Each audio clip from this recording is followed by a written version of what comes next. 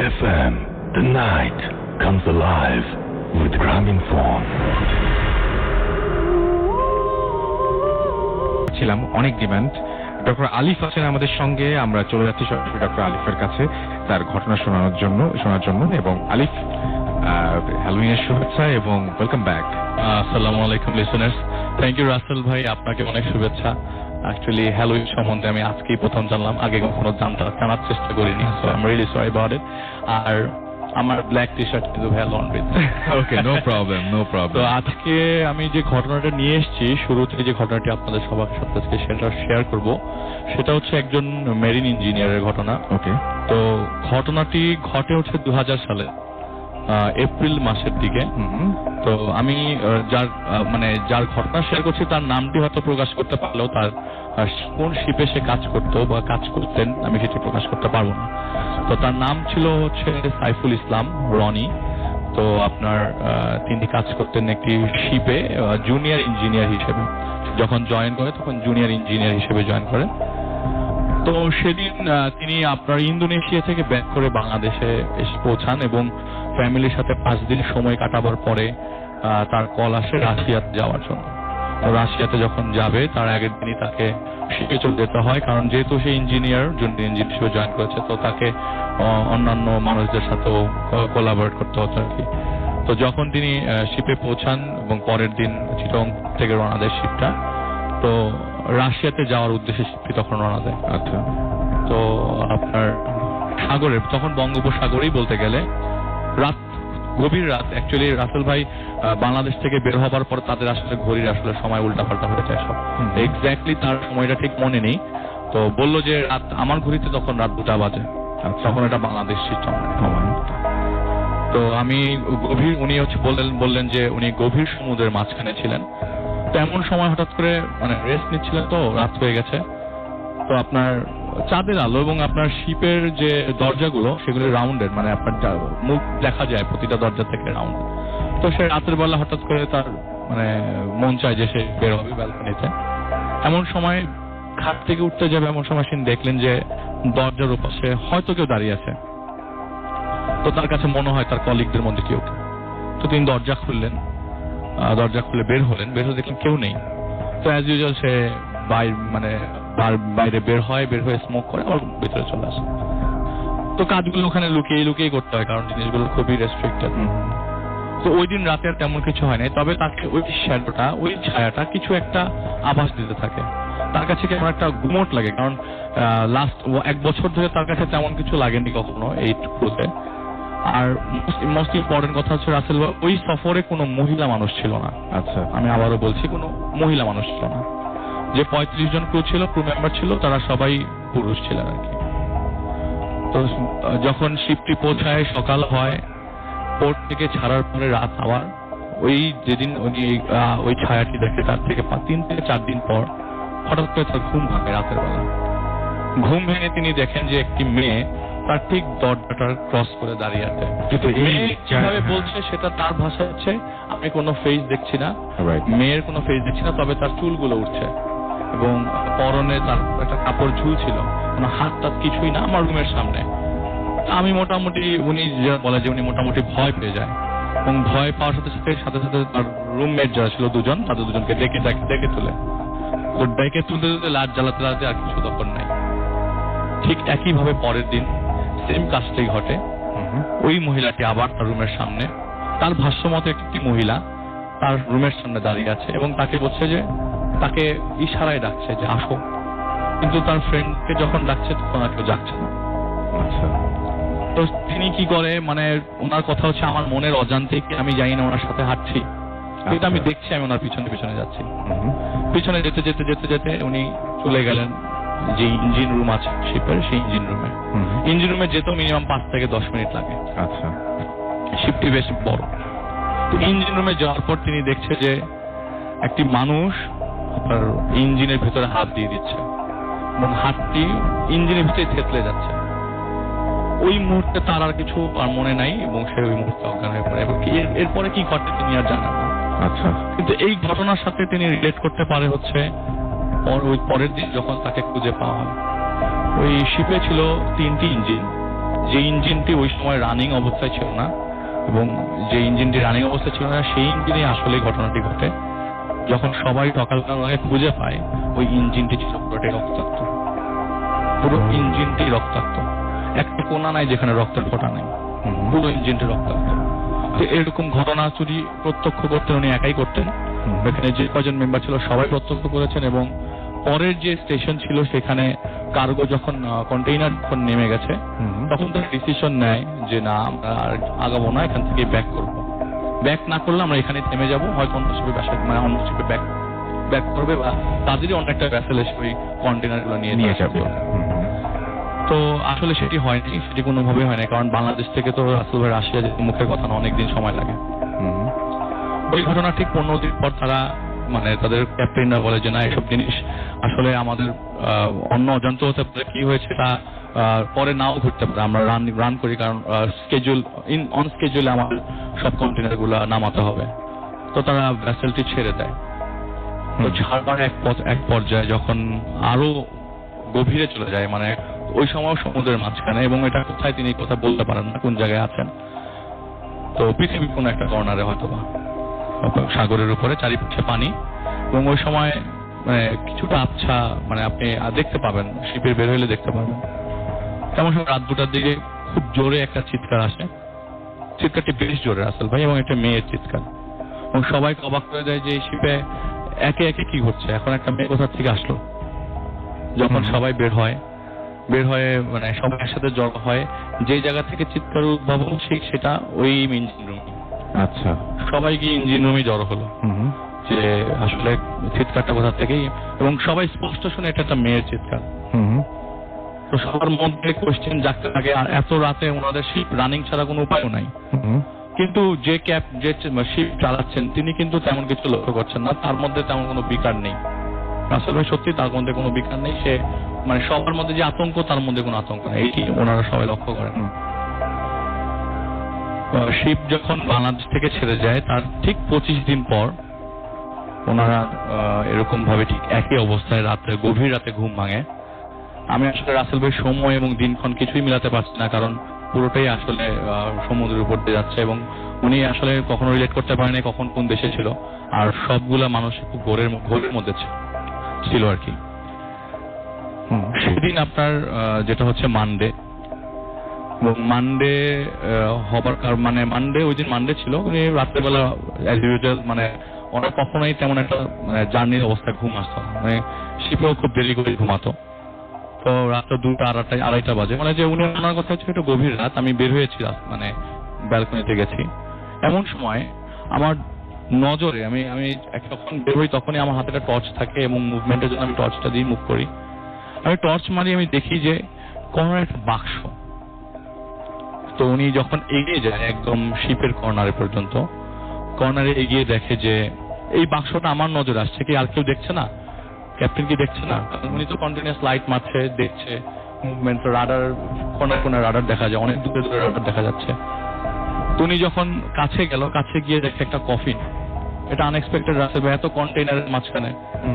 যদিও উনি যখন এই কফিনটি দেখে তখন অলমোস্ট শিপ থেকে অনেক কন্টেইনার নেমে গেছে। তো যখন উনি কফিনটি দেখার পর মোটামুটি সবাইকে তিনি জড়ো করেন। জড়ো করবার পরে এই কফিনটি কোথা থেকে আসলো এইটা জানতে জানতেই একজন কফিনটি খুলে ফেলে। কফিনটি খুলে যেটি দেখে সেটি হয়তো মানে ওনারা কেউই দেখতে চাচ্ছিল না, বা এরকম অবস্থায় দেখলে কি করতে হয়, কারণ সমুদ্রের মাঝখানে কি করতে হবে এটা ওনাদের জানা নাই। কফিনটি খুলে দেখে কফিনের 2 কোণে 2টা মাথা। হ্যাঁ, এই 2জন শিপ চালাচ্ছিল, সেই 2জন মাথা। তাহলে শিপ চালাচ্ছে কে? সেটাই প্রশ্ন চালাচ্ছে কে? তো যেহেতু 2000 সালে এত আধুনিক অবস্থা ছিল না, মানে ব্যবস্থা ছিল না, আধুনিক ব্যবস্থা ছিল না, কন্ট্যাক্ট করতে পারতো তারা রাডার, মানে তারা যে কন্ট্যাক্টটা তারা ক্যাপ্টেনের থেকে করতো সেটা করতে পারতো, কিন্তু এত স্ট্রং ছিল না এখন স্ট্রং। তো ওনারা সবাই মিলে ক্যাপ্টেনের রুমে যায়, এবং কথা মিলে সবাই মিলে যখন ক্যাপ্টেন রুমে যায় ক্যাপ্টেনশিপ চালাচ্ছেন। ওই মুহূর্তে একজন ক্যাপ্টেনশিপ চালাচ্ছেন, এবং দুজনের মাথা দেখেছেন তারা সবাই 2জনই জীবিত। আচ্ছা, 2জনই চালাচ্ছে, তাহলে তারা কারা মাথা দেখলো? এবং সবাই মিলে একসাথে আবারও কর্নারে গেল, কফিন খুলো, কফিনে কিছু পেল না। এই রহস্য উদ্ভাবন করার জন্য অনেক চেষ্টা চালিয়েছে তারা। এই কেন এরকম হলো, কন্টেনারের ভিতরে কি কোনো কফিন ছিল? আসলে কন্টেনার তো চেক করে ওঠানো হয়েছে, কোনো কন্টেনারে তো কোনো সমস্যা নাই, তাহলে এই কফিন কোথা থেকে আসলো? মাঝ রাস্তায় আমাদের শিপে কেউ ওঠেও নাই, এবং সবকিছু রাস্তা এগুলি খুব স্ট্রিক্টলি হয়, প্রতিটা পোর্ট টু পোর্ট হয়। তো এরপরে তিনি যখন বাংলাদেশে আসেন, ওই শিপিং এর সাথে তার সম্পর্ক ওইখানেই শেষ। এরপর থেকে তিনি কখনো ওই শিপে কাজ করেন। ঠিক 3 বছর পর তিনি অনেকটি শিপে চাকরি পেয়ে যায়, কিন্তু যে জিনিসটা শেয়ার করতে যাচ্ছিল সেটা সে কখনো ভুলবে না। থ্যাংক ইউ ভেরি মাচ আপনাকে আপনার ঘটনার জন্য আলিফ, এবং আশা করছি যে চলে যাব। এখন আমাদের সাথে রয়েছেন তানভীর ভাই, এবং তানভীর ভাই একটা ঘটনা আপনি যেটা বলছিলেন সেটা হচ্ছে সিলেটের একটা চা বাগান। তো আমরা একদম শীত থেকে সরাসরি চলে যাচ্ছি চা বাগান, এবং চা বাগানের একটা ঘটনা শুনে আসবো। জি, আসসালামু আলাইকুম লিসেনার্স, সবাইকে হ্যালোইনের ভৌতিক শুভেচ্ছা। এখন যে গল্পটি আমি শেয়ার করব সেটি হচ্ছিল চা বাগানের একটি গল্প ঘটনা। তো আসলে চা বাগানে অনেক ঘটনাই আছে, আমরা এই ভূতে ভেবেই অনেক ঘটনা শুনেছি, জুজুর ঘটনা। তো এই চা বাগানে এই ঘটনাটি আমাকে শেয়ার করেছেন আমার সাথে যিনি বলেছেন, উনি তৌফিক ভাই, আমার কলিগ। তো উনার এক রিলেটিভের ঘটনা এটি। তো ভদ্রলোক চা বাগানের ম্যানেজার ছিলেন, মৌলভীবাজারে কোনো একটা চা বাগানের, নামটা মেনশন করছি না। তো উনি বেসিক্যালি বললেন যে আমি চা বাগানে অনেকদিন চাকরি করছি, প্রায় 30 বছর আমার চা বাগানের চাকরি করার এক্সপিরিয়েন্স। আমি অনেক ধরনের ঘটনার সম্মুখীন হয়েছি, প্যারানর্মাল অনেক অ্যাক্টিভিটিস আমি দেখেছি, বাট আমাকে কোনো কিছু এইরকম ভাবে, যে ঘটনাটি আমি শেয়ার করবো, এরকম ভাবে আসলে কোনোদিন আমি এইরকম অভিজ্ঞতার আমার হয়নি। তো ঘটনাটি হয়েছে যে চা বাগানে সাধারণত আপনার বছরে একটা নির্দিষ্ট সময়, মূলত বর্ষার সময় হচ্ছিল যে প্রসেসিং প্ল্যান্ট যেটা আছে সেটা বন্ধ থাকে, কারণ বর্ষার সময়। তো এই সময় হচ্ছিল যারা ওয়ার্কার আছে চা বাগানে, সেই ওয়ার্কাররা হচ্ছিল অলস সময় কাটায়। আচ্ছা, তো বিভিন্ন ফেস্টিভ্যাল আয়োজন করে, প্রোগ্রাম হয়। তো একবার একটা প্রোগ্রামে, তো ম্যানেজার সাহেব যেহেতু ওনাকে ইনভাইট করেন যে আমাদের একটা প্রোগ্রাম আছে, তো ম্যানেজার সাহেব তার ওয়াইফ বাচ্চাদেরকে নিয়ে সেই প্রোগ্রাম অ্যাটেন্ড করতে যান। তো ভালো প্রোগ্রাম দেখছেন, হঠাৎ করে খেয়াল করেন যে প্ল্যান্ট, যে ফ্যাক্টরি যেটা আছে, সেই ফ্যাক্টরিতে ইঞ্জিনের শব্দ পাচ্ছে, মানে ফ্যাক্টরিটা রান হচ্ছে, চলছে। হঠাৎ করে এই সময় ফ্যাক্টরি বন্ধ, প্রোগ্রাম হচ্ছে এখানে, ফ্যাক্টরি রান করলো কে? তো উনি কয়েকজনকে নিয়ে তৎক্ষণাৎ সেই ফ্যাক্টরিতে চলে যাওয়ার পরে দেখে যে ফ্যাক্টরি রান হচ্ছে। তো কাউকে খুঁজে পান না, কিন্তু একটা হাসির শব্দ পাচ্ছে, বাচ্চা দৌড়াদৌড়ি শব্দ পাচ্ছে। তো যাই হোক, সবকিছু বন্ধ করে যখন ওই ভিতরে আপনার লেয়ার করা থাকে ওই চা পাতাগুলো, তো লেয়ারের উপরের দিকে দেখা যাচ্ছে যে দৌড়াদৌড়ির একটা শব্দ পাচ্ছে এবং হাসির শব্দ। তো উনি টর্চ লাইট নিয়ে আস্তে আস্তে সিঁড়ি দিয়ে ওই উপরে উঠে উনি দেখেন যে একটা 6 কি 7 বছরের একটা বাচ্চা ছেলে ওখানে দৌড়াদৌড়ি করছে, ভালো পোশাক পরা, কিন্তু ছেলেটার মাথা নেই। আচ্ছা, এবং একটা শব্দ হচ্ছে এবং দৌড়াদৌড়ি তার কাছে আসে। তো এটা উনি দেখার পরে আর উনি এটা সহ্য করতে পারেন, উনি ওখান থেকে পড়ে যান এবং অজ্ঞান হয়ে যান। তো নিচে যারা আছেন তাকে রেস্কিউ করে তাকে বাসায় নিয়ে আসেন রাত্রেবেলায়। তো বাসায় নিয়ে আসার পর উনি রাত্রেবেলায় বাসায় যথারীতি থাকেন। তো সকালবেলায় ওনার মিসেস বলছে যে তোমার এরকম ঘটনা হয়েছে, তুমি রাত্রেবেলা আমাদের কাছে বলনি কেন, আমরা তো তাহলে এই করতাম। তো বলে যে বলবো, তুমি তো প্রোগ্রামে ছিলা, আমি তো সরাসরি এখানে, আর আমি তো কিছু জানি না। বলে প্রোগ্রামে ছিলাম মানে? বলে হ্যাঁ, আমার সাথে তো তোমাদেরকে নিয়ে আমি প্রোগ্রামে গেলাম। বলে না, আমরা তো প্রোগ্রামে যাইনি। আচ্ছা, তো বলে যে তোমরা প্রোগ্রামে, আমি কাদেরকে নিয়েছি? এবং সবচেয়ে মজার বিষয় হচ্ছে রাসেল ভাই, যে যারা ওই প্রোগ্রামে ছিলেন তারাও বলেছেন যে মেম সাহেব এবং বাবু সাহেব, যিনি মানে যে বাচ্চাটা, তারা কিন্তু প্রোগ্রামে অ্যাটেন্ড করেছে এবং যখন ঘটনা শুনে তখন ব্যাক করে। এখন কথা হচ্ছে যে তাহলে ম্যানেজার সাহেবের সাথে প্রোগ্রামে কে গিয়েছিল? উত্তর উনি জানেন, এবং তৎক্ষণাৎ সে তারপরে ওইখান থেকে চাকরিটা উনি ছেড়ে দেন। আচ্ছা, এখন যেটা হচ্ছিল যে আজকে আমি এখানে প্রোগ্রাম করতে এসেছি, হয়তো বা সকালবেলায় আপনি শুনতে পেলেন যে আমি হয়তো এই প্রোগ্রামে আসিনি। হ্যাঁ, সেটাই, মানে ব্যাপারটা অনেকটা এরকম ধরনের। এবং এরকম অসংখ্য ঘটনা শুনি, এবং অসংখ্য ঘটনা যখন আমরা শুনি এবং সেই ঘটনাগুলো যখন আমাদের সাথে আমাদেরই পরিচিত কেউ বলেন, তখন একবার চিন্তা করতে এরকম ইচ্ছাই করে যে আসলেই এই ঘটনাগুলো কেন ঘটে, আসলে এই ঘটনাগুলো কেন আমরা শুনছি, কেন মানে এত বেশি যখন ঘটছে তখন সেই ঘটনাগুলো বিশ্বাস না করার তো কোনো কারণ নেই। আমাদের সাথে ঘটনা রয়েছে এবং সেই ঘটনাটি আমি এখন একটু পড়ে শোনাতে চাই।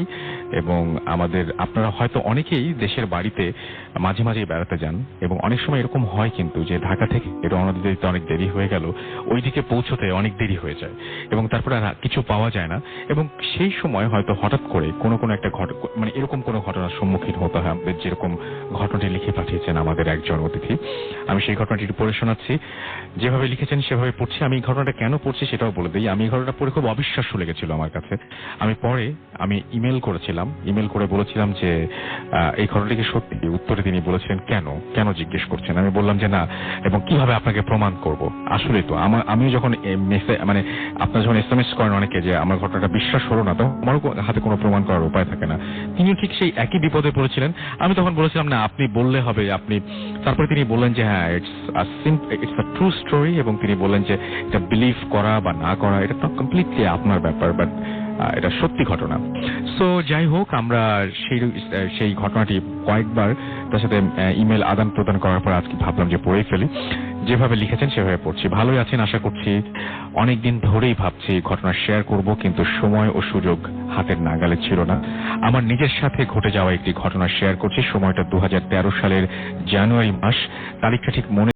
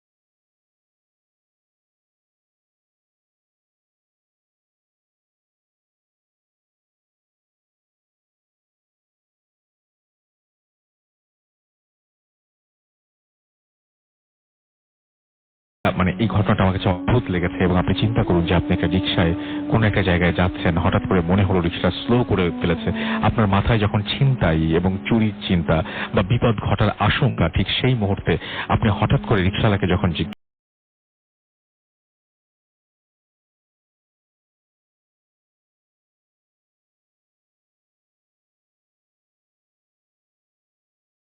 অনুভূতিটা কেমন? সে আমাদের একজন আসার কথা ছিল, যারা যারা আসার কথা ছিল তারা যারা আসতে পারেননি তাদের খুব মিস করছি আমরা এখানে।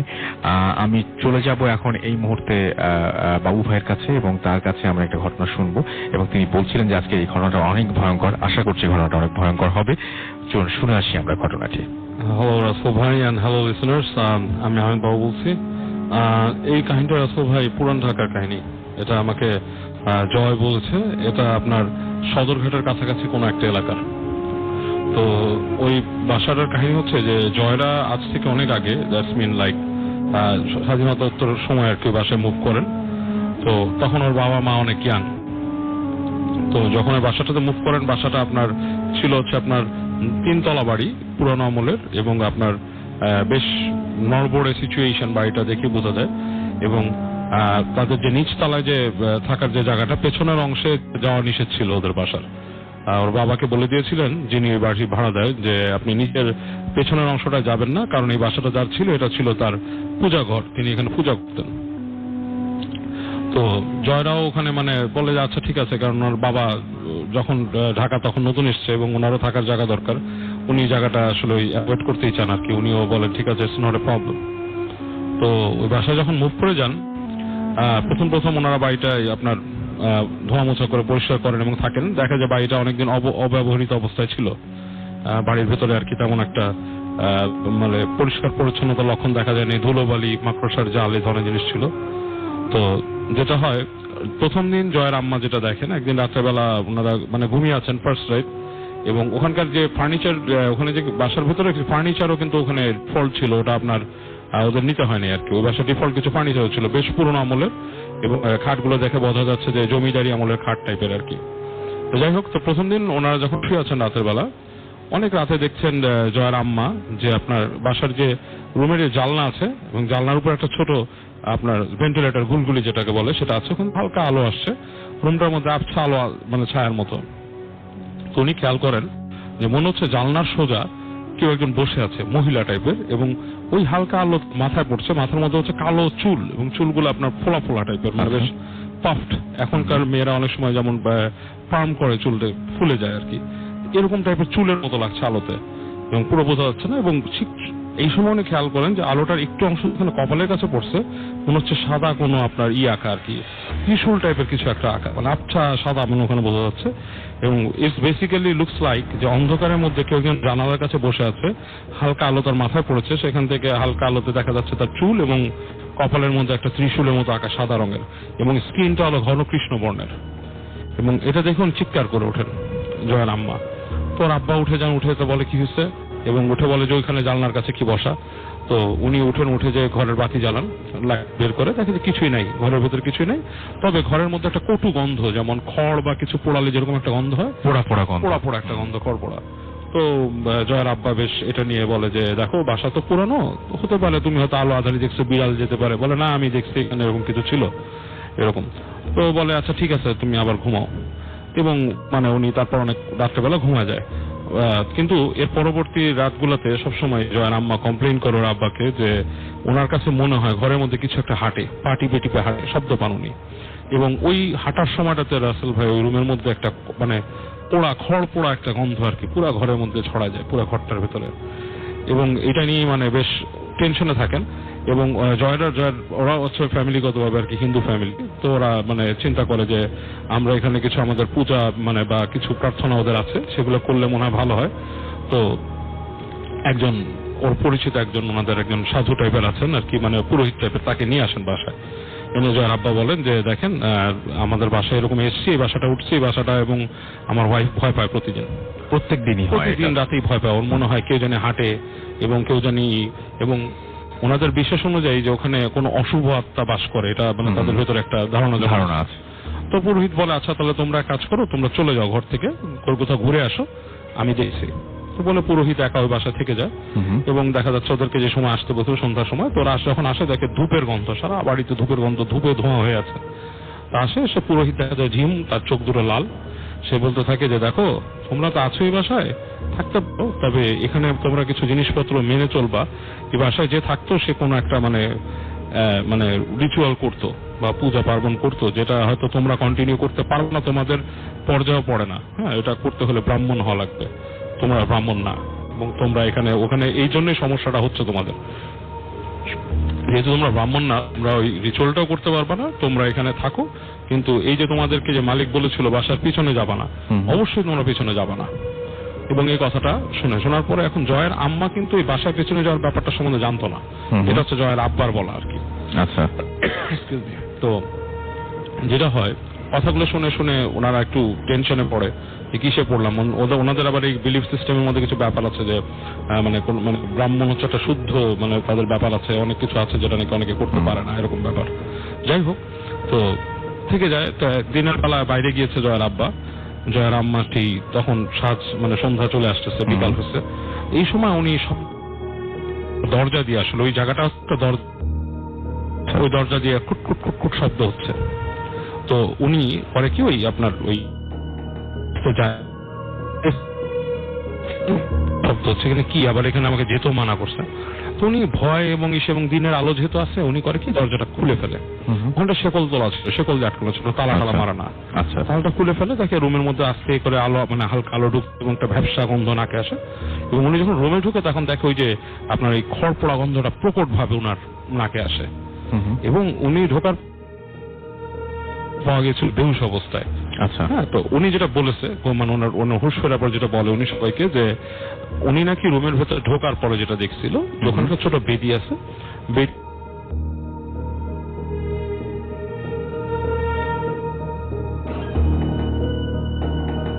সে মানে জীবন্ত মানুষের মতো, এবং সে চোখ বড় বড় করে তাকায় ছিল তার দিকে, মানে খুব উৎসাহ দৃষ্টিতে আর কি, রাগের দৃষ্টিতে।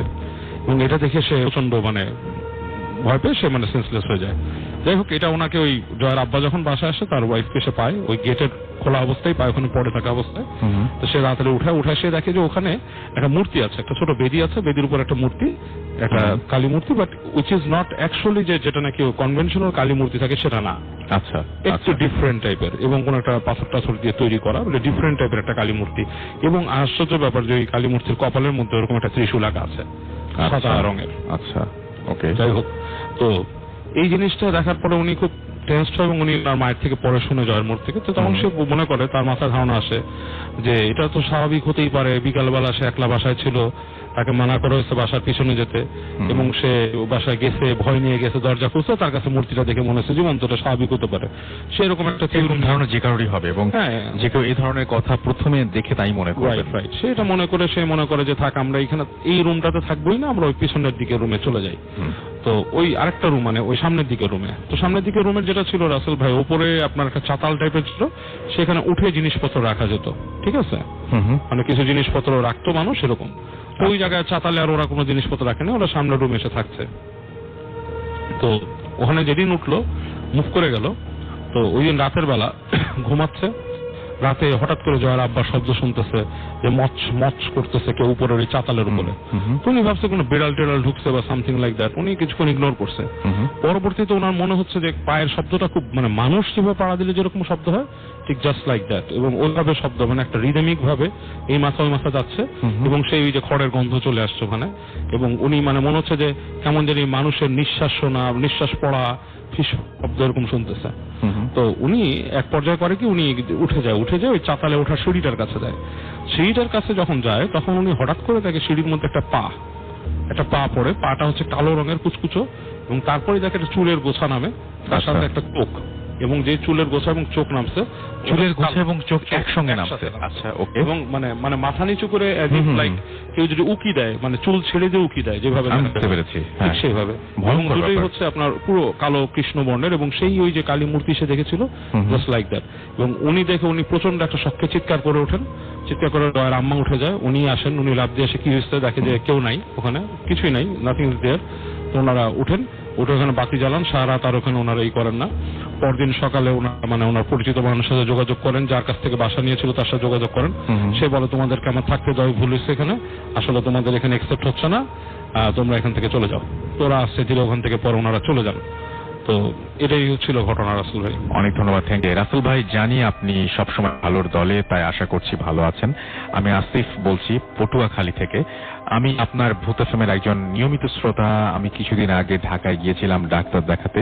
ঢাকাতে আমার ফুপুর বাসাতে গিয়ে আমি উঠি এবং আমার ফুপুরা রামপুরায় থাকেন। আমার ফুফাতো ভাই সালমান আমাকে দেখে অনেক খুশি হন এবং ওর সাথে ঘটে যাওয়া একটা ঘটনা আমি আপনাদের সাথে শেয়ার করতে চাই। সরাসরি ঘটনায় চলে যাচ্ছে। ওরা আগের যে ফ্ল্যাটে বাসায় ভাড়া থাকতো সে বাসার ঘটনা। আমার ফুফাতো ভাই একটি বাইং হাউসে জব করে। রাতে বাসায় ফিরে সময় পেলে মুভি দেখে অথবা গেমস খেলে, আর না হয় অফিসিয়াল কাজ নিয়ে ব্যস্ত হয়ে পড়ে। তো একদিন আসিফের কাজ করতে করতে অনেক রাত হয়ে যায়। তখন ভোর আনুমানিক 4টা। আমার কাজিনের পানির পিপাসা লাগলে সে পানি খেতে ফ্রিজের কাছে যায় এবং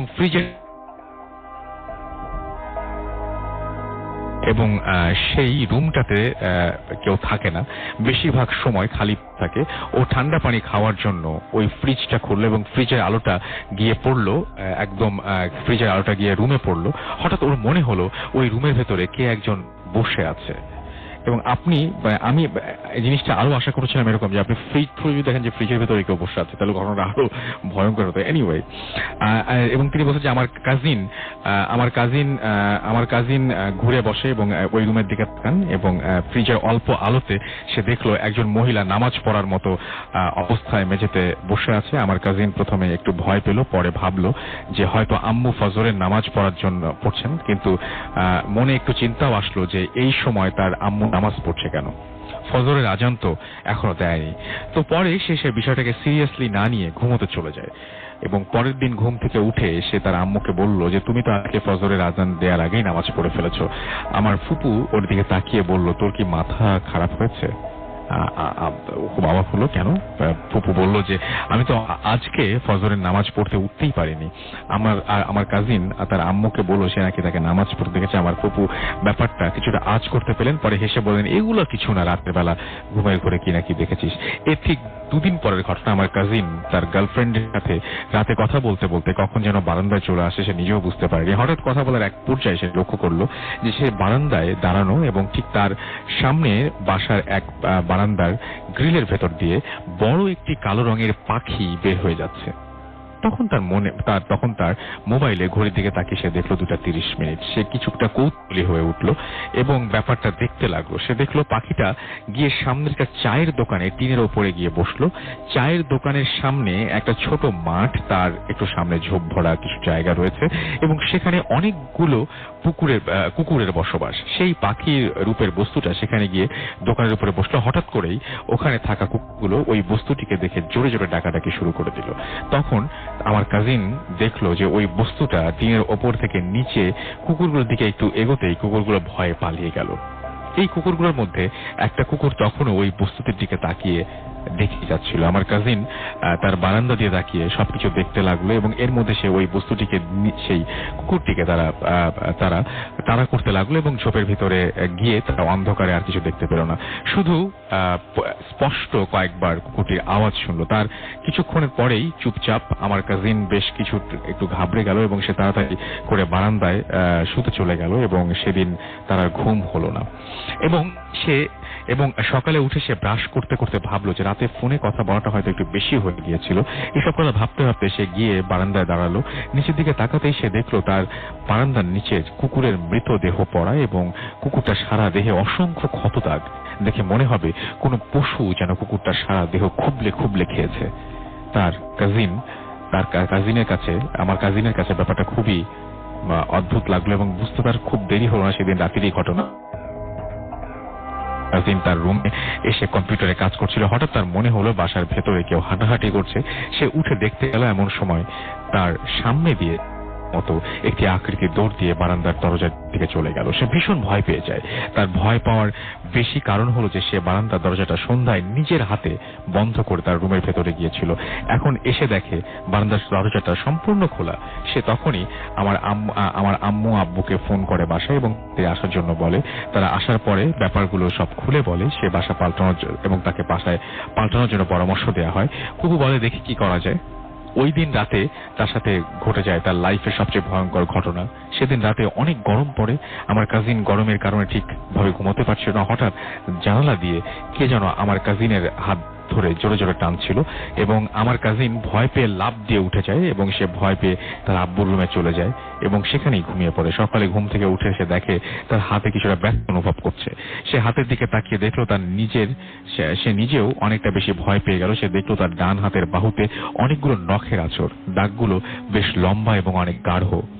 আমার কাজিন তার কিছুদিন পরেই সেই বাসাটা ছেড়ে দেয় এবং পরে আমার কাজিন খোঁজ খবর নিয়ে জানতে পারে ওই বাসায় পরপর দুটি মেয়ের অপমৃত্যু হয়েছিল এবং তারা দুজনেই ফাঁসি নিয়ে মারা গিয়েছিল এবং এটাই ছিল ঘটনা। এবং এইটার কাঞ্চন সবসময় রেডিও 88.0 FM চলছে ভূত FM। আর এই মুহূর্তে আরো একবার আপনার সাথে ঘটনা নিয়ে আসছেন ডক্টর আলিফ। আমরা চলে যাব সরাসরি আলিফের কাছে এবং তার সেকেন্ড যে স্টোরিটা সেই স্টোরিটা আমরা শুনবো। এবং এটা এই স্টোরিটা কি নিয়ে আলিফ?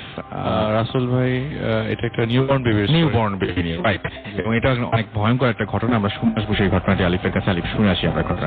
অনেক ঘটনা তো শেয়ার করি, গলা কাটা, হাত কাটা, পা কাটা। এটা একটু অদ্ভুত লাগলো আমার কাছে। আমারই রোগীর আপন। তোমার ঘটনা ম্যাক্সিমাম সময় আপনার ঘটনা অদ্ভুত হয়।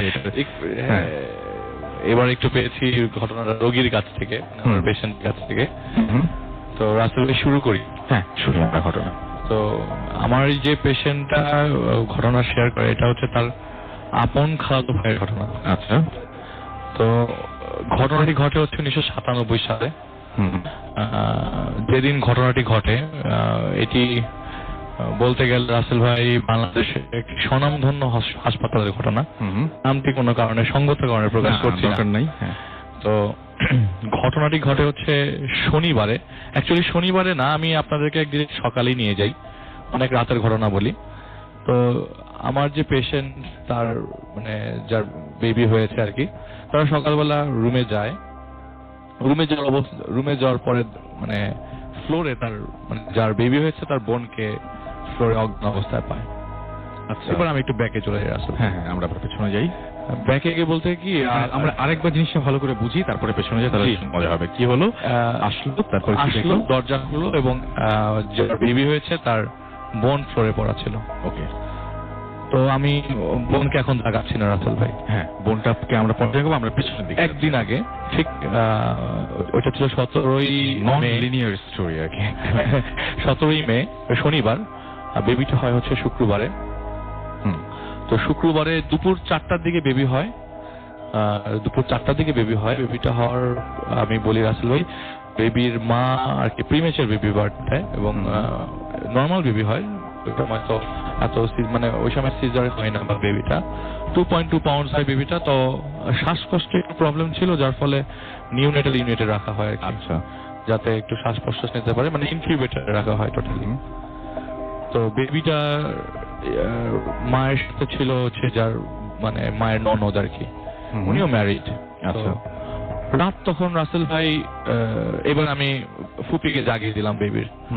ফুপি এবার নিজের মুখে যেটু বললো যে রাত তখন গভীর রাত, মাত্র বেডে নিয়ে আসলো বেবির মাকে। আচ্ছা।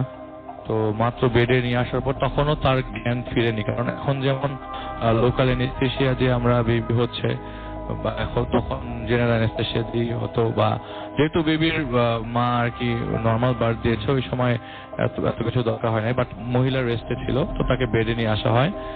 বেডে নিয়ে আসার পরে উনি ওই সময় ঘুমন্ত অবস্থায় ছিল।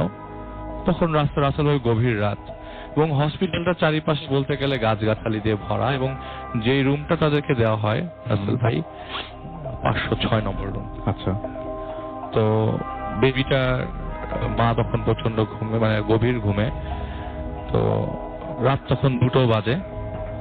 হঠাৎ করে দরজার মধ্যে সাউন্ড, নক করা সাউন্ডটা একটা বড় মানুষ নক করলে যেরকম হয় সাউন্ডটা সেরকম না, ছোট ছোট নিচ দিয়ে সাউন্ড হচ্ছে।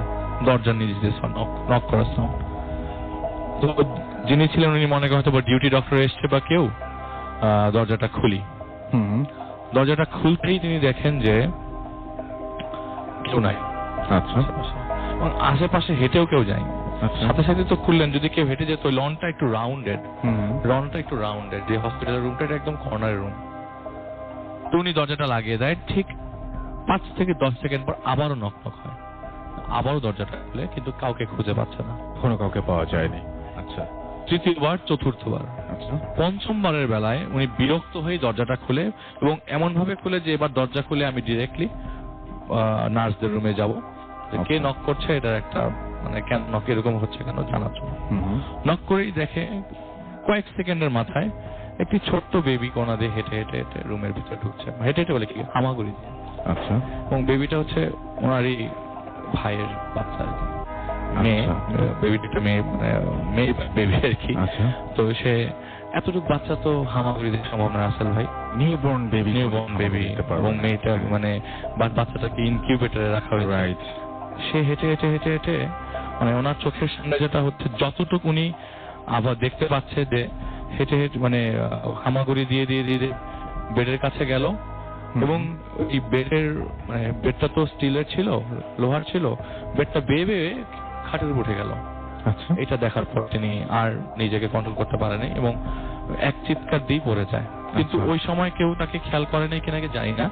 পরদিন সকালবেলা দরজা মানে রুমে খুলে তাকে অজ্ঞান অবস্থায় মানে অজ্ঞান অবস্থায় পাওয়া যায় আর কি। আচ্ছা তো যখন এই সবাই কথাটা জানতে পারে তখন সবার একটু খটকা লাগে, কারণ প্রত্যক্ষদর্শী শুধুমাত্র ওনার মানে বোনটাই ছিল, যার বেবি হয়েছে তার বোনই ছিল। তো তিনি কি করে হসপিটাল কর্তৃপক্ষকে বলে রুম শিফট করে নেয়। শিফট করে 506 থেকে 309 এর বেড হয়। আচ্ছা আচ্ছা আচ্ছা, এটা মানে আরেকটু দূরে দূরে মানে 4টা রুম পরে, 4টা রুম পরে। হ্যাঁ, হতে পারে রুমের সমস্যা, কিন্তু ওনার কথাটা কেউ কিন্তু ওরকম ভাবে আমলে গুরুত্ব দেননি, কেউই গুরুত্ব দেন। কিন্তু যেহেতু উনি ভয় পাচ্ছে এবং থাকার মতো রাসেল ভাই উনি একাই, উনি আর কেউ মানে থাকার মতো না আর কি। তো উনি ননদী থাকবেন, উনি কিন্তু ম্যারিড, যিনি প্রত্যক্ষ করেছেন তিনিও ম্যারিড। ওই দিন রাতের ভাই রাসেল ভাই আর তখন 2:30 বাজে, বেবি তখন স্বয়ং রুমের মানে মানে ওইখানে ব্রেস্ট ফিট করতে নিয়ে আসে, বেবিকে ফিট করতে নিয়ে আসে রুমে। তো যেটা হচ্ছে যে ওই সময় বেবিটা হয়তো সুস্থ ছিল বা কিছু একটা, বেবি রুমে ছিল। আবার রাসেল ভাই রাত্রেবেলা নক করা হয়, দরজাটা খুলে দেখে সেই বাচ্চাটা, যে বাচ্চাটা সে কয়েকদিন আগে দেখেছে। আচ্ছা, ভিতরে ঢুকে সে প্রথমে বেডের কাছে যায় এবং সিলিং মানে দেয়াল বেয়ে বেয়ে সিলিং এ পড়ে যায়। আচ্ছা, এই দেখার পর তিনি ওই মুহূর্তে ওই জায়গা থেকে দৌড়ে গিয়ে নার্সিং রুমে যায় এবং ওই মুহূর্তে ওই বেবির মাও ঘুমেছিল। আচ্ছা, তো যেটা হচ্ছে যে বাচ্চাটা ওই সময় রুমে ছিল, কিন্তু তার কথা হচ্ছে যে আমি 2টা বাচ্চা দেখছি একই রুমের মধ্যে এবং এই বাচ্চাটাকে দেখছি দেয়াল থেকে বেয়ে বেয়ে সিলিং এর উপরে উঠে যাচ্ছে। হ্যাঁ, তো উনি আপনার নার্সদের রুমে, নার্সদেরকে জানাই, রুমে আসে, দেখে বাচ্চাও নরমাল, মাও শুয়ে আছে, কোনো ধরনের কোনো সমস্যা নেই। তাহলে এতক্ষণ ধরে যেগুলো উনি যেটা দেখলো সেটা কি মিথ্যে? সেটাই তো। তো আরেকদিন ডাক্তার থাকতে বা আর 2 দিন মনে থাকতে বলে বাচ্চাকে, বাচ্চা সহ বেবি সহ। তো টোটাল তারা 4 দিন ছিল। বেবির প্রথম একদিনই সমস্যা ছিল, পরের দিনগুলো তার তেমন একটা সমস্যা হয় নাই। আচ্ছা, কিন্তু লাস্ট দিন যেদিন রিলিজ পাবে তার আগের দিন রাতের বেলা তিনি বাথরুমে ওঠেন। ওই সময় সজাগ ছিল, বেবির মা সজাগ ছিল। রাত খুব বেশি রাত না, 11টা 11:30 হবে। সে বাথরুমের দরজা খুলে দেখে বেসিনের উপর সেই বেবিটা বসে আছে, সেই একই মানুষ, একই বাচ্চাটা বেসিনের উপর বসে আছে। এবং এমন হতো যে তার দিকে তাকে হাসছে বা কিছু না, এরকম কিছু না, সে তার মতো ওখানে চুপ করে বসে, মাথা নিচু করে বসে আছে। এক চিৎকারে বেবির মাও তো খুব ভয় পেয়ে যাবে। কেউ বাথরুমে খুলে যদি এই দৃশ্য দেখে তাহলে যে কারোরই অবস্থা খুব খারাপ হয়ে যাওয়ার কথা। এরপরে ওনারা মানে উনি আর হসপিটালে যান নাই থাকতে, আর একদিন এক্সটেন্ড করে, কিন্তু যে ওই রুমে ছিল ওই মার সাথে সে আর কিছু দেখে নাই। আচ্ছা, তাহলে হয়তো সমস্যা তার সাথেই ছিল বা কিছু একটা, সেই দেখতে পাচ্ছিল, অন্য কেউ দেখতে পাচ্ছিল না। আচ্ছা। মানে রাসেল ভাই, এটাই ছিল ঘটনা। আসলে এই ঘটনাটা একটু বিচ্ছিন্ন ভাবে ঘটনা ছিল, কিন্তু উনি ওই যে এরকম একটা নাম করার এটা কি কোনো কারণ পাওয়া গেছে? কোনো কারণ? উনি অনেক চেষ্টা করেছে, অনেক হুজুরের কাছে গেছে কারণ বের করার জন্য। কারণ এইটা তো রাসেল ভাই সত্যি কথা, সামনাসামনি হচ্ছে আমার সামনে, কিন্তু কেউ বলছে না, কাউকে বলছে বিশ্বাস করছে না, বা আমি বাথরুমে ঢুকছি এরকম বেবি দেখছি। তো উনি যথারীতি মানে একজন বুজুর্গের সম্মুখীন হয়, কিন্তু তিনিও কোনো কিছু বলেননি তাকে বিষয়টা নিয়ে। এবং এরপরে যদিও জিনিসটা কিছু হয় না, কিন্তু তার মনে সবসময় জিনিসটা এখনো বেজে আছে আর কি, যে এবং সবাই জিনিসটা শেয়ার করেছে, কিন্তু কেউ এখনো পর্যন্ত তার কথা বিশ্বাস করেনি। Alright, thank you very much Alif, আজকে মানে আমাদের সাথে আবারও আপনার ঘটনাগুলো শেয়ার করার জন্য। And thank you very much যারা আমাদের সঙ্গে রয়েছেন। আলিফ বলতে আমরা এখন শুনবো ফারহানের কাছে। ফারহান, কোথাকার ঘটনা এটা আমরা একটু বলে দিই সবাইকে। এই ঘটনাটা হচ্ছে একটা বট গাছকে নিয়ে, তাই না? এই বট গাছটা কোথায়? এক্স্যাক্টলি ভাইয়া, এই বডকাস্টের ঘটনা আমাকে শেয়ার করেছে আমার একজন ফ্রেন্ড, ফেসবুক ফ্রেন্ড, ওর নাম হচ্ছে দেবাশিস, এবং এটা কলকাতার একটা প্রত্যন্ত গ্রামের ঘটনা। ওকে, সো কলকাতার আমরা জানি যে অনেক ওয়েস্ট বেঙ্গল থেকে আমাদের অনেক লিসনার আমাদেরকে শোনেন, রেগুলার শোনেন তারা, এবং মিস করেন না। বাট আজকে কোনো ঘটনা তাদের জন্য, মানে তাদের এলাকার কোনো ঘটনা আজকে এখনো পর্যন্ত ছিল না, বাট এখন চলে আসলো এই ঘটনাটা। একটা বট গাছের কাহিনী, এই কলকাতায় অবস্থিত। কলকাতা শহরে বট গাছ খুব ভাবা যায় না, কিন্তু মানে ঢাকা শহরে বট গাছ যেরকম রেয়ার হওয়ার কথা, সেরকম কলকাতাতেও কিন্তু খুব সেটাই। আর আমাদের পুরান ঢাকাতেও কিন্তু এরকম ভাই বেশ কিছু মানে প্লেস রয়েছে যেখানে মানে ওইখানে মানে তার জিনিসগুলো ফেভারিট একদম এরকম বটগাছ নাম দিয়ে। তারপর মিরপুরেও কিন্তু বেশ কিছু লোকেশন রয়েছে যে জায়গাগুলোতে মানে বটগাছ মানে বটতলা নামে পরিচিত কিছু জায়গা। তো এরকম কিন্তু আমাদের দেশেও কিন্তু অনেক জায়গা রয়েছে, বিশেষ করে আমাদের ঢাকা শহরে। আচ্ছা, তো আজকে আমি যে ঘটনাটা শেয়ার করবো, মানে সেটার আগে আমি আপনাকে একটু বলবো যে মানে আপনাকে অনেক ধন্যবাদ আমাকে আজকের এই স্পেশাল এপিসোডে ইনভাইট করার জন্য। আর আমরা যথেষ্ট এনজয় করেছি এখন।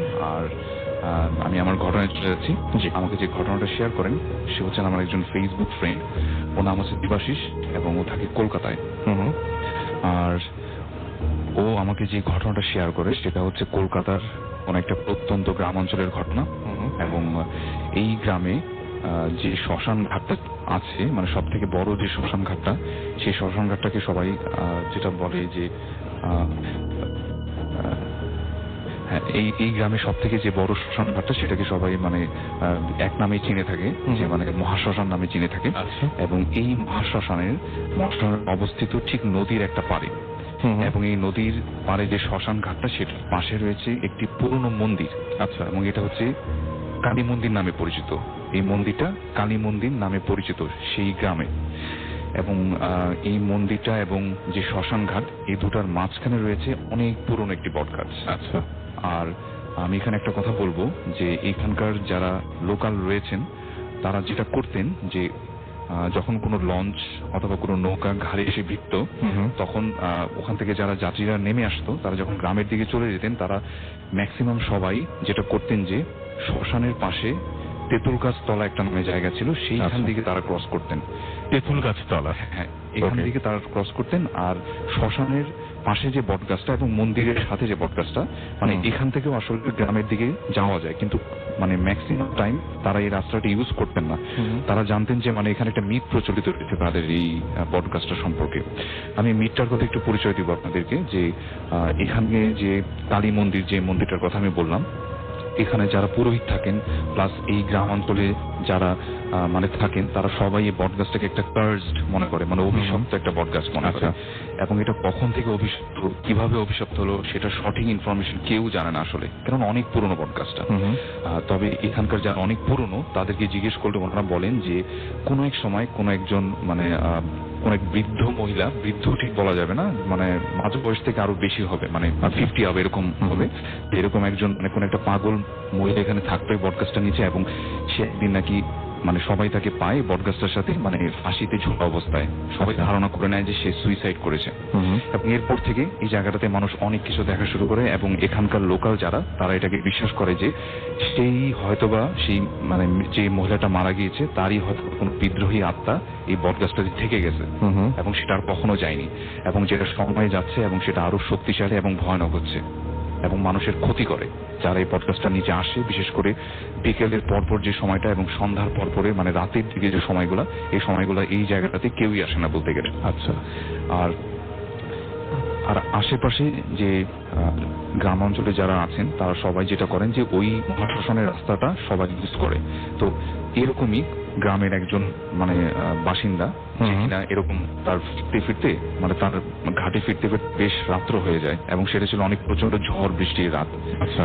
এবং যেটা হয় সে যখন নৌকা থেকে নেমে মানে ওই মহাশ্মশানের রাস্তাটা দিয়ে যাবে তখন সে যেটা দেখে যে অনেক ঝড়ে অনেক বড় একটা গাছ ওই মহাশ্মশানের গাছ মানে রাস্তাটার মাঝখানে তেঁতুল তলা যেটা সেখানে পড়ে আছে, মানে মনে হচ্ছে যে রাস্তাটা বন্ধ করে রাখছে কেউ, মানে কোন একটা গাছ পড়ে রাস্তাটা বন্ধ হয়ে গেছে। আচ্ছা।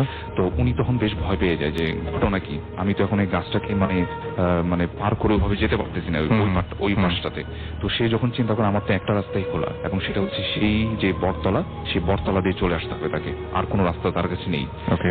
তো সে যেহেতু এখানে গ্রামে থাকে সেই মিথটা প্রচলিত ছিল, সেও জানতো এবং এখানে অনেক কিছু দেখেছে বটগাছতলায় মানুষ। তো সে যেটা করে যে সাহস করে বটতলা দিয়ে যায় এবং সে যখন ওই বটতলা রাস্তাটা দিয়ে যেতে থাকে মানে বটগাছটার নিচে আসতে থাকে তখন হঠাৎ করে যেটা হয় যে বটগাছটা ঠিক উপর থেকে কিছু ঝনঝন করে শব্দ তার কানে আসে এবং সে যখন ভালো মতো খেয়াল করে সে দেখে যে তার সামনে কতগুলো কয়েন উপর থেকে পড়তেছে, মানে অনেকটা পয়সার মতো কিছু একটা উপর থেকে কেউ ফেলতেছে তার উপরে। এবং সে যখন ভালো মতো হাতে নিয়ে সেটা দেখে যে এগুলো একটা কয়েন, মানে তখনকার সময়কার কোন একটা কয়েন ছিল আর কি, এটা মানে এটাকে মানি বলতে পারি আমরা, ঠিক আছে? তো সেই সময়ের সেই সময়কার যখন এই ঘটনাটা ঘটে এবং সে যেটা করে যে দেখার পরে তার বেশ জিনিসটা মানে অবাক লাগে যে উপর থেকে কে এরকম কয়েন ফেলতেছে। সে মনে করে যে এটা কোনো একটা গুপ্তধন হবে যেটা পেয়ে গেছে, গিফট হিসেবে পেয়েছে হয়তো বা কোনো একভাবে। সে যেটা করে তার মধ্যে লোভ মানে জন্ম নেয় এবং সে যেটা করে যে ওই কয়েনগুলোকে সে পকেটে পুরে নেয় এবং সেটা নিয়ে বাসায় চলে যায়। আচ্ছা। আর এখানে রাসেল ভাই আমি একটা কথা বলবো যে এই বটগাছটাতে কিন্তু আরো অনেক জিনিসের কথা প্রচলিত, মানুষ অনেক সময় এখান থেকে ক্রস করার সময় দেখে যে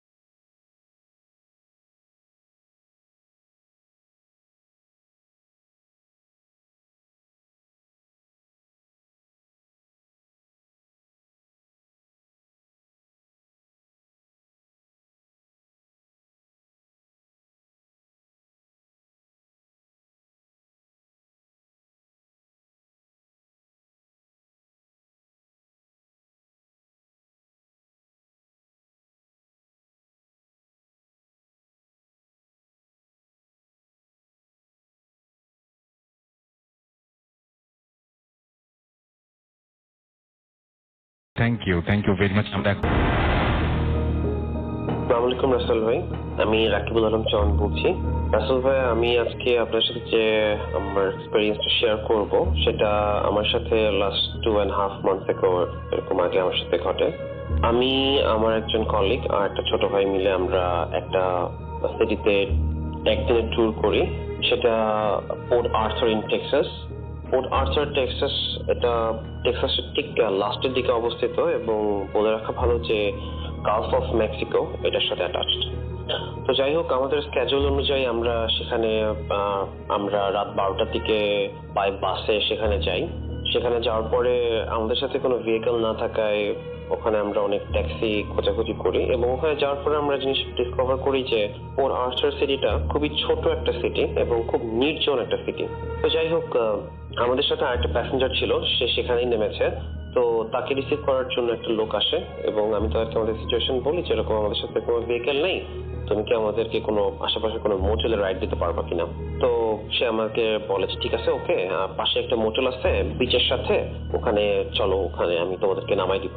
তো আমরা প্যাকেজ নিয়ে তার সাথে চলে গেলাম। তো ওখানে যাওয়ার পরে আমরা একটা মোটেলে উঠলাম। মোটেলটা নিউ কনস্ট্রাক্টেড মোটেল, আর মোটেলটার নাম আমি বলতে চাচ্ছি না, কারণ মোটেলটা নাম ব্র্যান্ডটা হচ্ছে ইউএসএ তে খুব ফেমাস একটা ব্র্যান্ড, বাট তার একটা ব্রাঞ্চ সেখানে আছে পোর্ট আর্থারে, আমরা সেখানে গিয়েছিলাম। তো যাই হোক, আমরা যখন মোটেলে এন্টার করলাম, ফার্স্ট অফ অল সেখানে রিসেপশনটা ঢুকে আমরা বুঝতে পেরেছি যে মোটেলটা এল শেপের। তো আফটার চেক ইন আমরা 3টা সিঙ্গেল রুম নিলাম।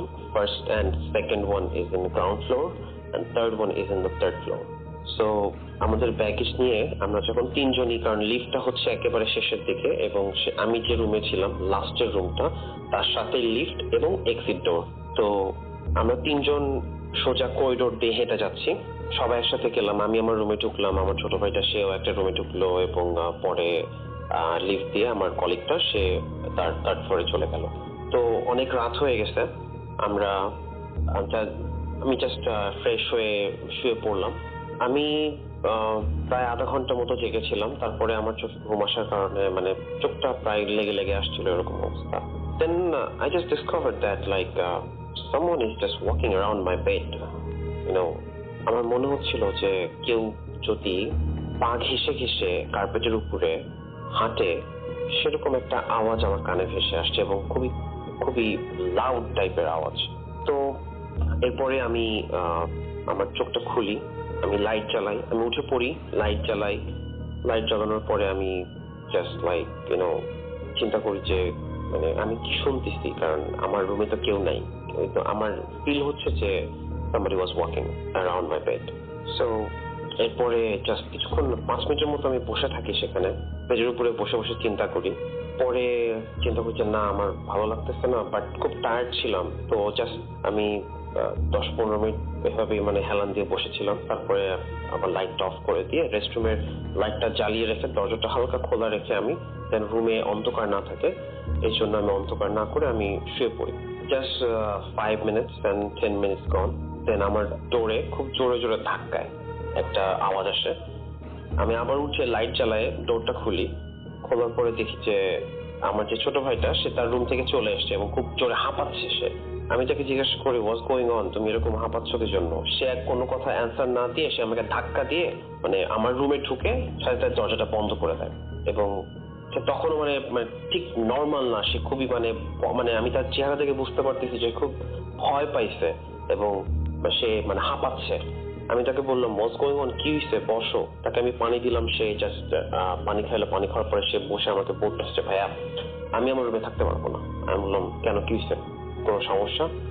সে আমাকে বলছে যে ভাইয়া আমি 1 ঘন্টা ধরে আমি শুয়ে আছি, আমার ঘুম আসতেছে না, কিন্তু আমি লাস্ট 15 মিনিট ধরে আমার রুমের ভিতরে হঠাৎ আমার চারিপাশের দেয়ালে কেউ জানি হাত দিয়ে জোরে মানে ধাক্কাচ্ছে। ইভেন আমি আমার গেটেও আমি আমার ধাক্কানোর শব্দ পাইছি। তো আমি এটা শোনার পরে আমি তাকে বললাম যে দেখো এরকম এক্সপেরিয়েন্স তো কিছুক্ষণ আগে আমার সাথে হয়েছে, আমি শুয়েছিলাম, মনে হচ্ছে যে আমার চারপাশ দিয়ে কে যেন হাঁটতেছে। তো সে আমাকে বললো যে ভাইয়া তাহলে আপনি কাজ করেন, আপনি ম্যাক্সকে কল দেন, যে আমার কলিগ। তো সাথে সাথে আমি ম্যাক্সকে কল দিলাম। সে ঘুমাইছিল, সে ফোন ধরে বলছে যে এভরিথিং ইজ ওকে। আমি বললাম যে আমি তাকে কোনো কিছু বলিনি, just I was asking everything is okay or not, you okay? তো সে আমাকে বললো যে হ্যাঁ আমি তো জাস্ট ঘুমাচ্ছিলাম, কি হয়েছে? আমি বললাম যে না, আমরা জাস্ট ঘুম আসতেছে না, আমি এবং আমরা একটু বাইরে বসে আছি, বাইরে যাব, তো তুমি কি অ্যাড হবো আমাদের সাথে? বলছে যে না আমি ঘুমাচ্ছি।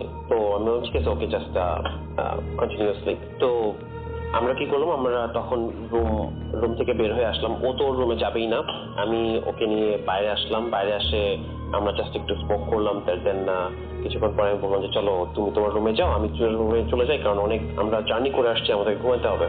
তো বলছে যে ভাইয়া আমি আপনার সাথে ঘুমাবো। আমি বললাম যে দেখো এটা সিঙ্গেল রুম, সিঙ্গেল বেড কিভাবে সম্ভব?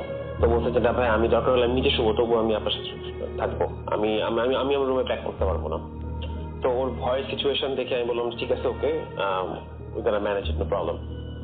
তো আমরা রুমে ব্যাক করলাম। আমরা যখন রুম থেকে বাইরে থেকে যখন আমরা রুমে ব্যাক করতেছি, তখন গভীর রাত 2টা-2:30 এরকম হয়ে গেছে। তো আমরা যখন ঠিক করিডোর দিয়ে হেঁটে আসতেছি, আমরা বুঝতে পারতেছি যে আশেপাশে যে আমরা রুমগুলো ক্রস করতেছি, সেই রুমগুলো থেকে আমরা অনেক আওয়াজ শুনতে পারতেছি। আর এত রাত্রে এরকম মানে কোলাহল প্রতিটা রুমের ভিতরে, এটা ইম্পসিবল। তো অলরেডি আমাদের মনের ভিতরে একটা ভয় চলে আসছে, আর এরকম একটা সিচুয়েশন, তো আমরা জিনিসটাকে আরো মানে সেন্সিটিভ ভাবে নিলাম। তো সে আমাকে বলতেছে যে ভাই মানে এত রাত্রে সব রুম থেকে আওয়াজ আসতেছে, মনে হচ্ছে রুমের ভিতরে কেউ আছে, মানে ব্যাপারটা কি? তো আমি বললাম যে দেখো, ওর নাম তৌহিদ ছিল। আমি বললাম যে তৌহিদ দেখো, আমি রুমে যাব না, আমি সারা রাত বাইরে কাটাই দিব, আমার ঘুম লাগবে না। তুমি যদি চাও তুমি আমার রুমে যাই ঘুমাতে পারো, এবং তুমি যদি চাও তুমি আমার সাথে থাকতে পারো। তো আমরা জাস্ট তখন আমরা করিডোরের মাঝখানে হঠাৎ আমরা একটা, আমাদের দুই পাশেই হচ্ছে রুমের ডোরগুলো ছিল। তো একটা রুম থেকে হঠাৎ কুকুরের একটা আওয়াজ আসলো, মানে মানুষ যে পেট রাখে মাঝে মাঝে তারা নিয়ে আসে, পেট তাদের থাকে, কুকুরের একটা আওয়াজ আসলো। তো আমি জাস্ট আই সারপ্রাইজ, বিকজ আমাদেরকে যখন চেক ইন করা হয়েছে তখন আমাদেরকে বলা হয়েছে, আমাদের একটা শিট দেওয়া হয়েছে যেখানে বলা হয়েছে যে আপনারা চেক ইন করার পরে আপনাদের কোনো পেটস এখানে আনতে পারবেন না, এবং যদি আপনারা পেটস আনেন আপনাদেরকে $500 জরিমানা করা হবে। It's impossible. তো আমি তখন সিচুয়েশনটাকে ডিসকভার করে আমি বললাম যে আমি এখানে আর থাকবো না, আমরা চলে যাব। জাস্ট আমি ম্যাক্সকে কল দিলাম, সে আমার কল রিসিভ করতেছে না, আর আমাদের থার্ড ফ্লোরে যাওয়ার মতো শক্তিও নাই। তো আমরা কি করলাম, আমরা জাস্ট বাইরে চলে আসলাম, আমরা বাইরে বসে আছি। আমি গুগল ম্যাপসে আমি সার্চ করলাম যে আশেপাশে কোনো মোটেল আছে কিনা, এবং আশেপাশে যে মোটেলটা গুলো আছে সেগুলো অনেক দূরে, আর আমরা যে মোটেলে আছি সেটা যে বলছি গালফ অফ মেক্সিকো, এটা ঠিক সাথেই, বিচের সাথেই অনেক কাছেই আর কি। তো আমার অন্য কোনো মোটেলে যাওয়া সম্ভব ছিল না ওই মুহূর্তে রাত্রেবেলা। তো আমি বাইরে বসে আছি। তো এই মুহূর্তে ঠিক কিছুক্ষণ পরে ম্যাক্স আমাকে ফোন দেয়। ম্যাক্স আমাকে ফোন দিয়ে সে মানে খুব ভয়ের একটা কণ্ঠে আমাকে সে বলে যে তুমি কোথায়? আমি নিচে দাঁড়ায় আছি। তাই আমি বললাম যে আমি তো নিচে দাঁড়ায় আছি, তুমি কোথায়? ও বললো যে আমি তো গ্রাউন্ড ফ্লোরে দাঁড়ায় আছি তোমার রুমের সামনে, তোমার রুম তো লক। আমি বললাম যে হ্যাঁ আমি বাইরে চলে আসি, কি আমার কাছে আছে? তো সে বললো যে as soon as possible we have to leave this motel as soon as possible।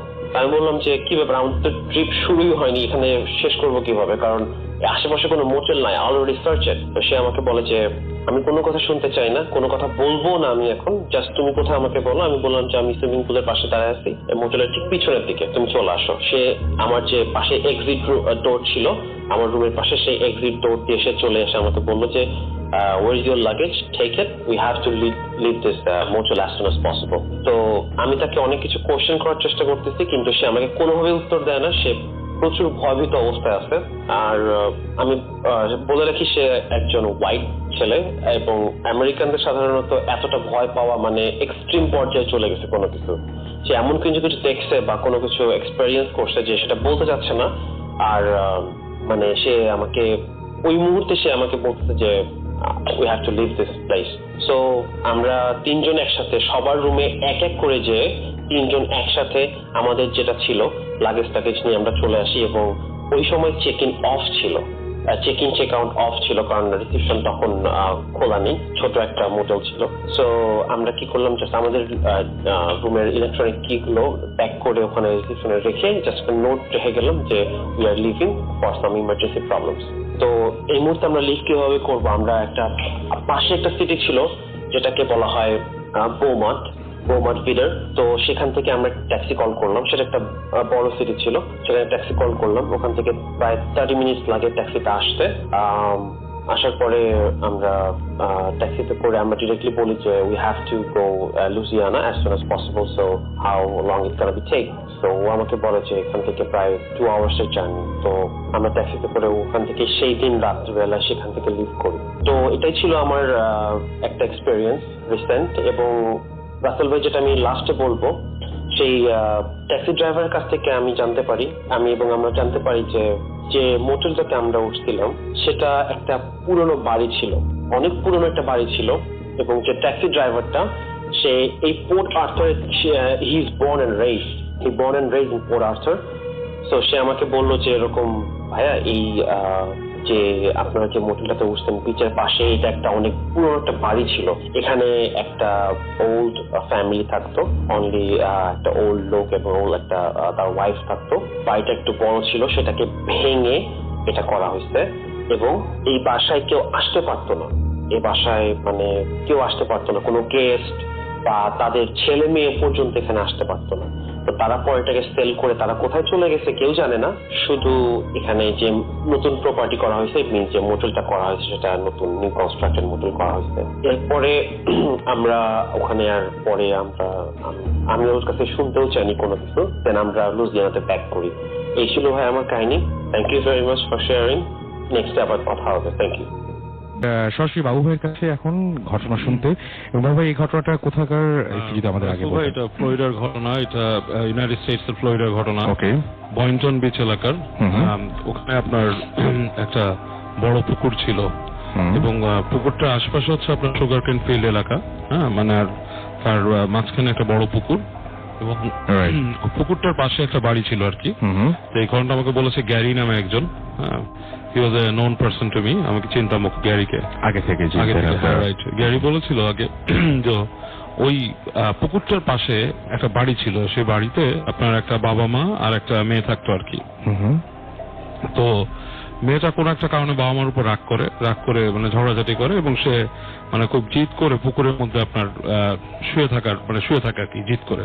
আচ্ছা। এবং জেদের বসে শুয়ে থাকতে এক সময় সে আর মানে she felt cold and she could not get up, সে উঠতে পারে নাই, ঠান্ডা ফিল করে এক সময় সে ওখানে তলিয়ে যায়। আচ্ছা। এবং সে মারা যায়, পরবর্তীতে তার লাশটা পাওয়া যায় আর কি। তো এরপর থেকে যে ঘটনাটা হয় যে ওখানে ওই বয়েন্টন বিচের যে পুকুরটাতে, ওটার যে ওই বাড়িটাতে আর কেউ থাকতো না, বাড়িটা প্রায় অ্যাবান্ডন হয়ে গিয়েছিল, ওখানে কেউ যেত না। তো ওই বাড়িটার আশেপাশে যে জায়গাটা, সেখানে গেলে মানুষ একটা ভয় পেত, একটা মানে গা ছমছম করা পরিবেশ হতো। তো ঘটনাটা গ্যারি যখন আমার বলে, গ্যারির এক্সপিরিয়েন্স করা প্রথম জিনিস, গ্যারিরা খুব ইয়াং ছিল তখন, টিন এজ ছিল ওরা। তো বেড়াতে গিয়েছিল ওখানে আপনার ওই জায়গাটাতে এবং তারা ফ্রেন্ডরা গ্যাদার করতো, সিগারেট টিকেট খেতো, এক জায়গায় বসে আর কি স্মোক করতো। তো ওই জায়গাটা আর কি ভৌতিক, এদের মধ্যে একটা আলোচনা হয় যে এখানে কোন কোন ভৌতিক স্পট আছে। তোর মধ্যে একজন বলে যে বয়েন্টন বিচের অমুক জায়গাটার মধ্যে এরকম জিনিস আছে। তো গ্যারি ইন্সপায়ার্ড ওদের সাথে ওখানে যায়, ওরা ওখানে খুব আড্ডা মারার পরে ওই পুকুরটার কাছে যায়। তো গ্যারি বলে যে পুকুরটাকে আমি যা দেখেছি, ডান পাশে হচ্ছে সুগার কেন ফিল্ড, বাম পাশে বেশ উঁচু একটা জায়গা, মানে দেখলে বোঝা যায় না যেটার মাঝখানে পুকুর আছে, মাটি মনে হচ্ছে বাম পাশে বালির একটা ঢিবির মতো। আচ্ছা। তো ওই ঢিবি দিয়ে উঠে গেলে দেখা যাচ্ছে যে একটা পুকুরটা বেশ নিচে, আর চারিপাশে এক কোণা দিয়ে, পুকুরে এক কোণায় হচ্ছে একটা জংলা মতো আছে, গাছপালা হয়েছে, ওখানে বাড়িটা পুরনো সেই বাড়িটা আছে। তো ওকে ওর ফ্রেন্ডরা বলে যে ওখানে উঠলে তুই যদি ওই বাড়িটায় যেতে পারিস তাহলে মনে করবো যে তুই অনেক কিছু পারিস আর কি, মানে ওর সাথে একটা বাজি লাগে আর কি। তো বাজি লাগার পর গ্যারি বলে আই ক্যান ডু দ্যাট, এটা মানে এরকম আমার কাছে কোনো ব্যাপারই না। হ্যাঁ, I don't believe in this thing, এই ভূত টুত কি আছে, আই ডোন্ট বিলিভ ইট। তো যেটা করে, ও বন্ধুরা বলে কি তোকে কিন্তু আমরা ফেলে চলে যাব। তো বলে আচ্ছা ওকে, ইউ ক্যান ডু দ্যাট, আমাকে ফেলে চলে যেতে পারো। তো ওকে রেখে ওরা চলে কি দূরে চলে যায় আর কি। তো বলে যে আমি ফিল করলাম যে গাড়িটা আস্তে আস্তে চলে গেল, আমার বন্ধুরা মানে ট্রাকে করে আসছিল, ওই ট্রাক আস্তে আস্তে চলে গেল, শব্দও পেলাম যে ডার্ট রোড দিয়ে উঠে গেল। তো ঠিক ওরা যখন চলে গেল তখন আমার কাছে ভয় লাগা শুরু করলো, রাত 2টোর মতো বাজে তখন। মানে ইট ওয়াজ লাইক রাত 2টা বেজে গেছে, মানে মানে একদম নিশুতি রাত, এবং আশেপাশে আলোর কোনো চিহ্ন নেই, ঝিঝি পোকা ডাকতেছে, এবং তখন সে ভয় পাওয়া ফিল করে, আচ্ছা শুরু করে আর কি। আচ্ছা তারপরে যেহেতু ফ্রেন্ডের সাথে বাজি লাগছে, তো আমার তো যেতেই হবে, তা আমি হাঁটি। আর একটা ব্যাপার হচ্ছে যে মিথ্যা কথা এইসব ব্যাপারে ওরা খুব কম বলতো ভাই। হ্যাঁ, মানে অ্যাকচুয়ালি আমাদের দেশে দেখা যাচ্ছে, সময় বলি আর কি, একটা কিছু না করে আমরা করে ফেলেছি, তো ওখানে কিন্তু এই প্রবণতাটা কম। তো বাজি লাগছে ফ্রেন্ডদের সাথে, যেতে পারলে যাবে, না যেতে পারলে বললো যাই নেই, ঠিক আছে। আচ্ছা সো হাঁটা ধরে, তো হাঁটতে হাঁটতে হাঁটতে ও কর্নারে চলে যায়। মানে ওকে ওই ডেস্টিনেশনে পৌঁছাতে হলে পুকুরের এক কর্নারে যে আবার লেফট টার্ন নিয়ে যেতে হবে আর কি। আচ্ছা তো এইভাবে সে হাঁটছে, হেঁটে হেঁটে যাচ্ছে। তো যখন এই কর্নারে চলে আসছে, তখন সে দূর থেকে দেখতেছে যে ওইখানে একটা আলোর মতো। তো আলোটা হচ্ছে, ঠিক ও বলছে যে তুমি যদি কোনো পাতলা কাপড় বা নেটের কাপড়ের উপাস থেকে কোনো রূপালী মানে সাদা টাইপের লাইট জ্বালাও, জাস্ট লাইক দ্যাট, এরকম একটা আলো বাতাসের মধ্যে যেমন একটু ঝুলতেছে আর কি। আচ্ছা তো মনে করে যেটা তার একটা ইলিউশন, যেহেতু স্মোক করছে, হতে পারে ইলিউশন হতে পারে। তো মানে একটু তাকায় থেকে আবার হাঁটা শুরু করে। হাঁটতে হাঁটতে দেখে না, এখানে ইলিউশন হওয়ার কোনো কথা নেই, যেখানে আলো হচ্ছে তার আশেপাশের জায়গাটা বেশ আলোকিত হয়ে যাচ্ছে, প্রায় 1 ফিট মতো। তারপর দেখে আলোটা আস্তে আস্তে আসছে, সামনের দিকে আসছে। তো চিন্তা করে এটা কি মানে এমন হতে পারে কোনো ফসফরাসের আলো বা কিছু, সেটাও না। তারপর হাঁটতে হাঁটতে ও যখন কর্নারে চলে আসে, তখন সে বুঝতে পারে ওইটা তো মনে হচ্ছে আলোটা হচ্ছে একটা মানুষ, মানুষটার গাত থেকে আলো বেরোচ্ছে।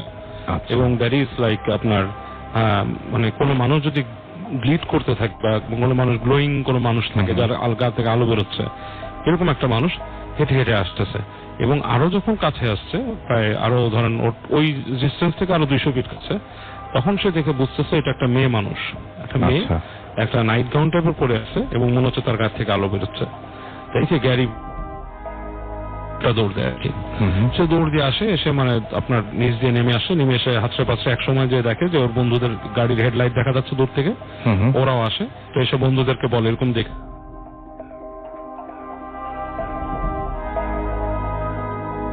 গ্যারি ঘটনা বলা, আমি আমার ফ্রেন্ড রয়কে নিয়ে ওই জায়গায় যাই।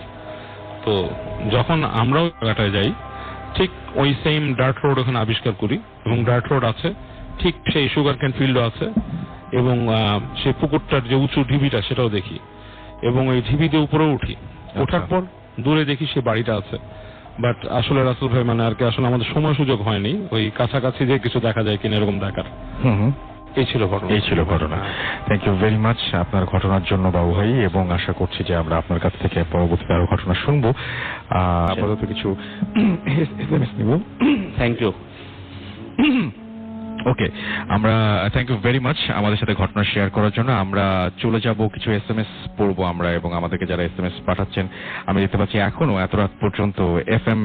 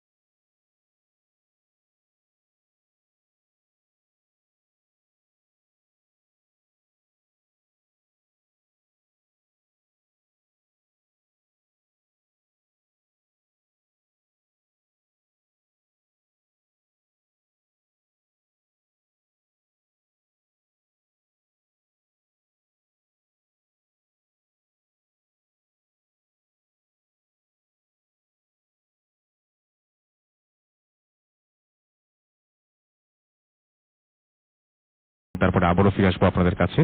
সেই পর্যন্ত সবাই আমাদের সঙ্গে থাকুন। আরো একবার আমাদের ইমেল অ্যাড্রেস জানিয়ে দিচ্ছি। আমাদের ইমেল হচ্ছে bhotfm@radiofurti.fm, which is bhwtfm@radiofort.fm। SMS করতে চাইলে মোবাইলের মেসেজ অপশনে গিয়ে টাইপ করুন ফুর্তি FORTI ফুর্তি স্পেস লিখুন আপনার নাম, স্পেস দিয়ে আপনার মেসেজ পাঠিয়ে দিন 9840 নাম্বারে। আজকে আপনাদের সবাইকে আরো একবার জানাচ্ছি হ্যালোউইনের শুভেচ্ছা। এবং আমরা এই মুহূর্তে রয়েছি গুলশান 1 ম্যান্ডুজে। কালকে থাকবো রাত 9টা থেকে 11টা পর্যন্ত। আবারও আপনাদের আমন্ত্রণ রইল এবং এখনো যারা আমাদের সঙ্গে রয়েছেন তাদেরকে অনেক অনেক ধন্যবাদ জানাচ্ছি। আসলে এটা হচ্ছে আমাদের মানে বলতে পারি যারা প্যারানরমাল সবকিছু পছন্দ করি তাদের সবচেয়ে বড় উৎসবের দিন। একটা সময় ভয় ছিল, বাট এখন বলা হয় এই দিনটা নাকি আরো বেশি মানে সাধুদের আত্মা বা সাধুদের দিন আর কি, সাধু সন্ন্যাসীদের মতো দিন, এরকম একটা জিনিস বা ভালো স্পিরিটের দিন। সো আমার মনে হয়, বলেন, আমি বুঝতে পারি। ওকে, সো আমরা এই মুহূর্তে আমরা দেখতে পাচ্ছি যে আমি যেটা বলছিলাম যে হ্যালোউইন নিয়ে, তো হ্যালোউইনটা এখন অনেকটা সেলিব্রেশনের পর্যায়ে চলে গেছে এবং আমরা সবাই সেলিব্রেট করতেই পছন্দ করি এই দিনটিকে, এবং আজকেও তার ব্যতিক্রম হয়নি। আমাদের এখান থেকে বা বিভিন্ন জায়গা থেকে, ঢাকার বিভিন্ন জায়গা থেকে, বিভিন্ন অঞ্চল থেকে বিভিন্ন মানুষ এখানে এসেছেন এবং তারা সবাই নানানভাবে এসেছেন এবং জমজমাট হয়ে উঠেছে আমাদের এই জায়গাটা। এবং আশা করছি যে আজকে যারা আসতে পারেনি তারা আগামীকাল তাদের সবাইকে দেখতে পারবো। যাই হোক, আমাদের এখানে ফুর্তির পেজেও আমাদের অনেকে কমেন্ট করছেন, সেগুলো আমরা একে একে পড়বো। আপনারা যারা SMS করছেন এখনো পর্যন্ত সেটাও আমরা দেখতে পাচ্ছি। আসলে আমি অনেক কথা বলছি কারণ ওইদিকে টেকনিক্যাল কিছু প্রবলেম হচ্ছে। সো এটা কি সলভ হয়েছে? ওকে, সলভ হয়েছে। তো আমরা ব্রেকে যাব এবং ব্রেকের পরে আমরা আবারও একটা ঘটনা শুনবো, যে ঘটনাটি একটা অডিও ক্লিপ শুনে আসবো আমরা, তারপরে আবারও ফিরে আসছি। এন্ড সেই পর্যন্ত সবাই আমাদের সঙ্গে থাকুন। স্টে টিউনড রেডিও ফুর্তি এন্ড ডোন্ট স্টপ দ্য ফুর্তি।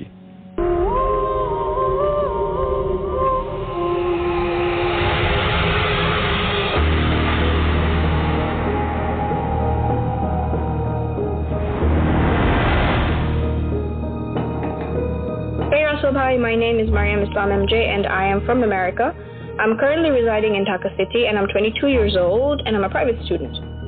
I would like to share 3 different stories with you and I will be sending them to you in 3 separate voicemails, inshallah. This first story happened to my best friend, Rupanti Khandekar. Rupanti and I studied in a coaching center in Gulshan where we have 5 other friends, and together we are a group of 7 and we are like a family. We share everything with each other. We're very close-knit. So although all these things happened to Rupanti, it affects all of us, especially me, because she's my best friend. So it didn't happen in one day. এখন পর্যন্ত এই জিনিসটা আমাদেরকে effect করে, but এটা একদিনে হয়নি, এটা অনেক দিন ধরে হয়েছে, and it got scarier and scarier. So the first time that this happened, it happened in our coaching center. Rupanti, Ali, and I were sitting and we were chatting.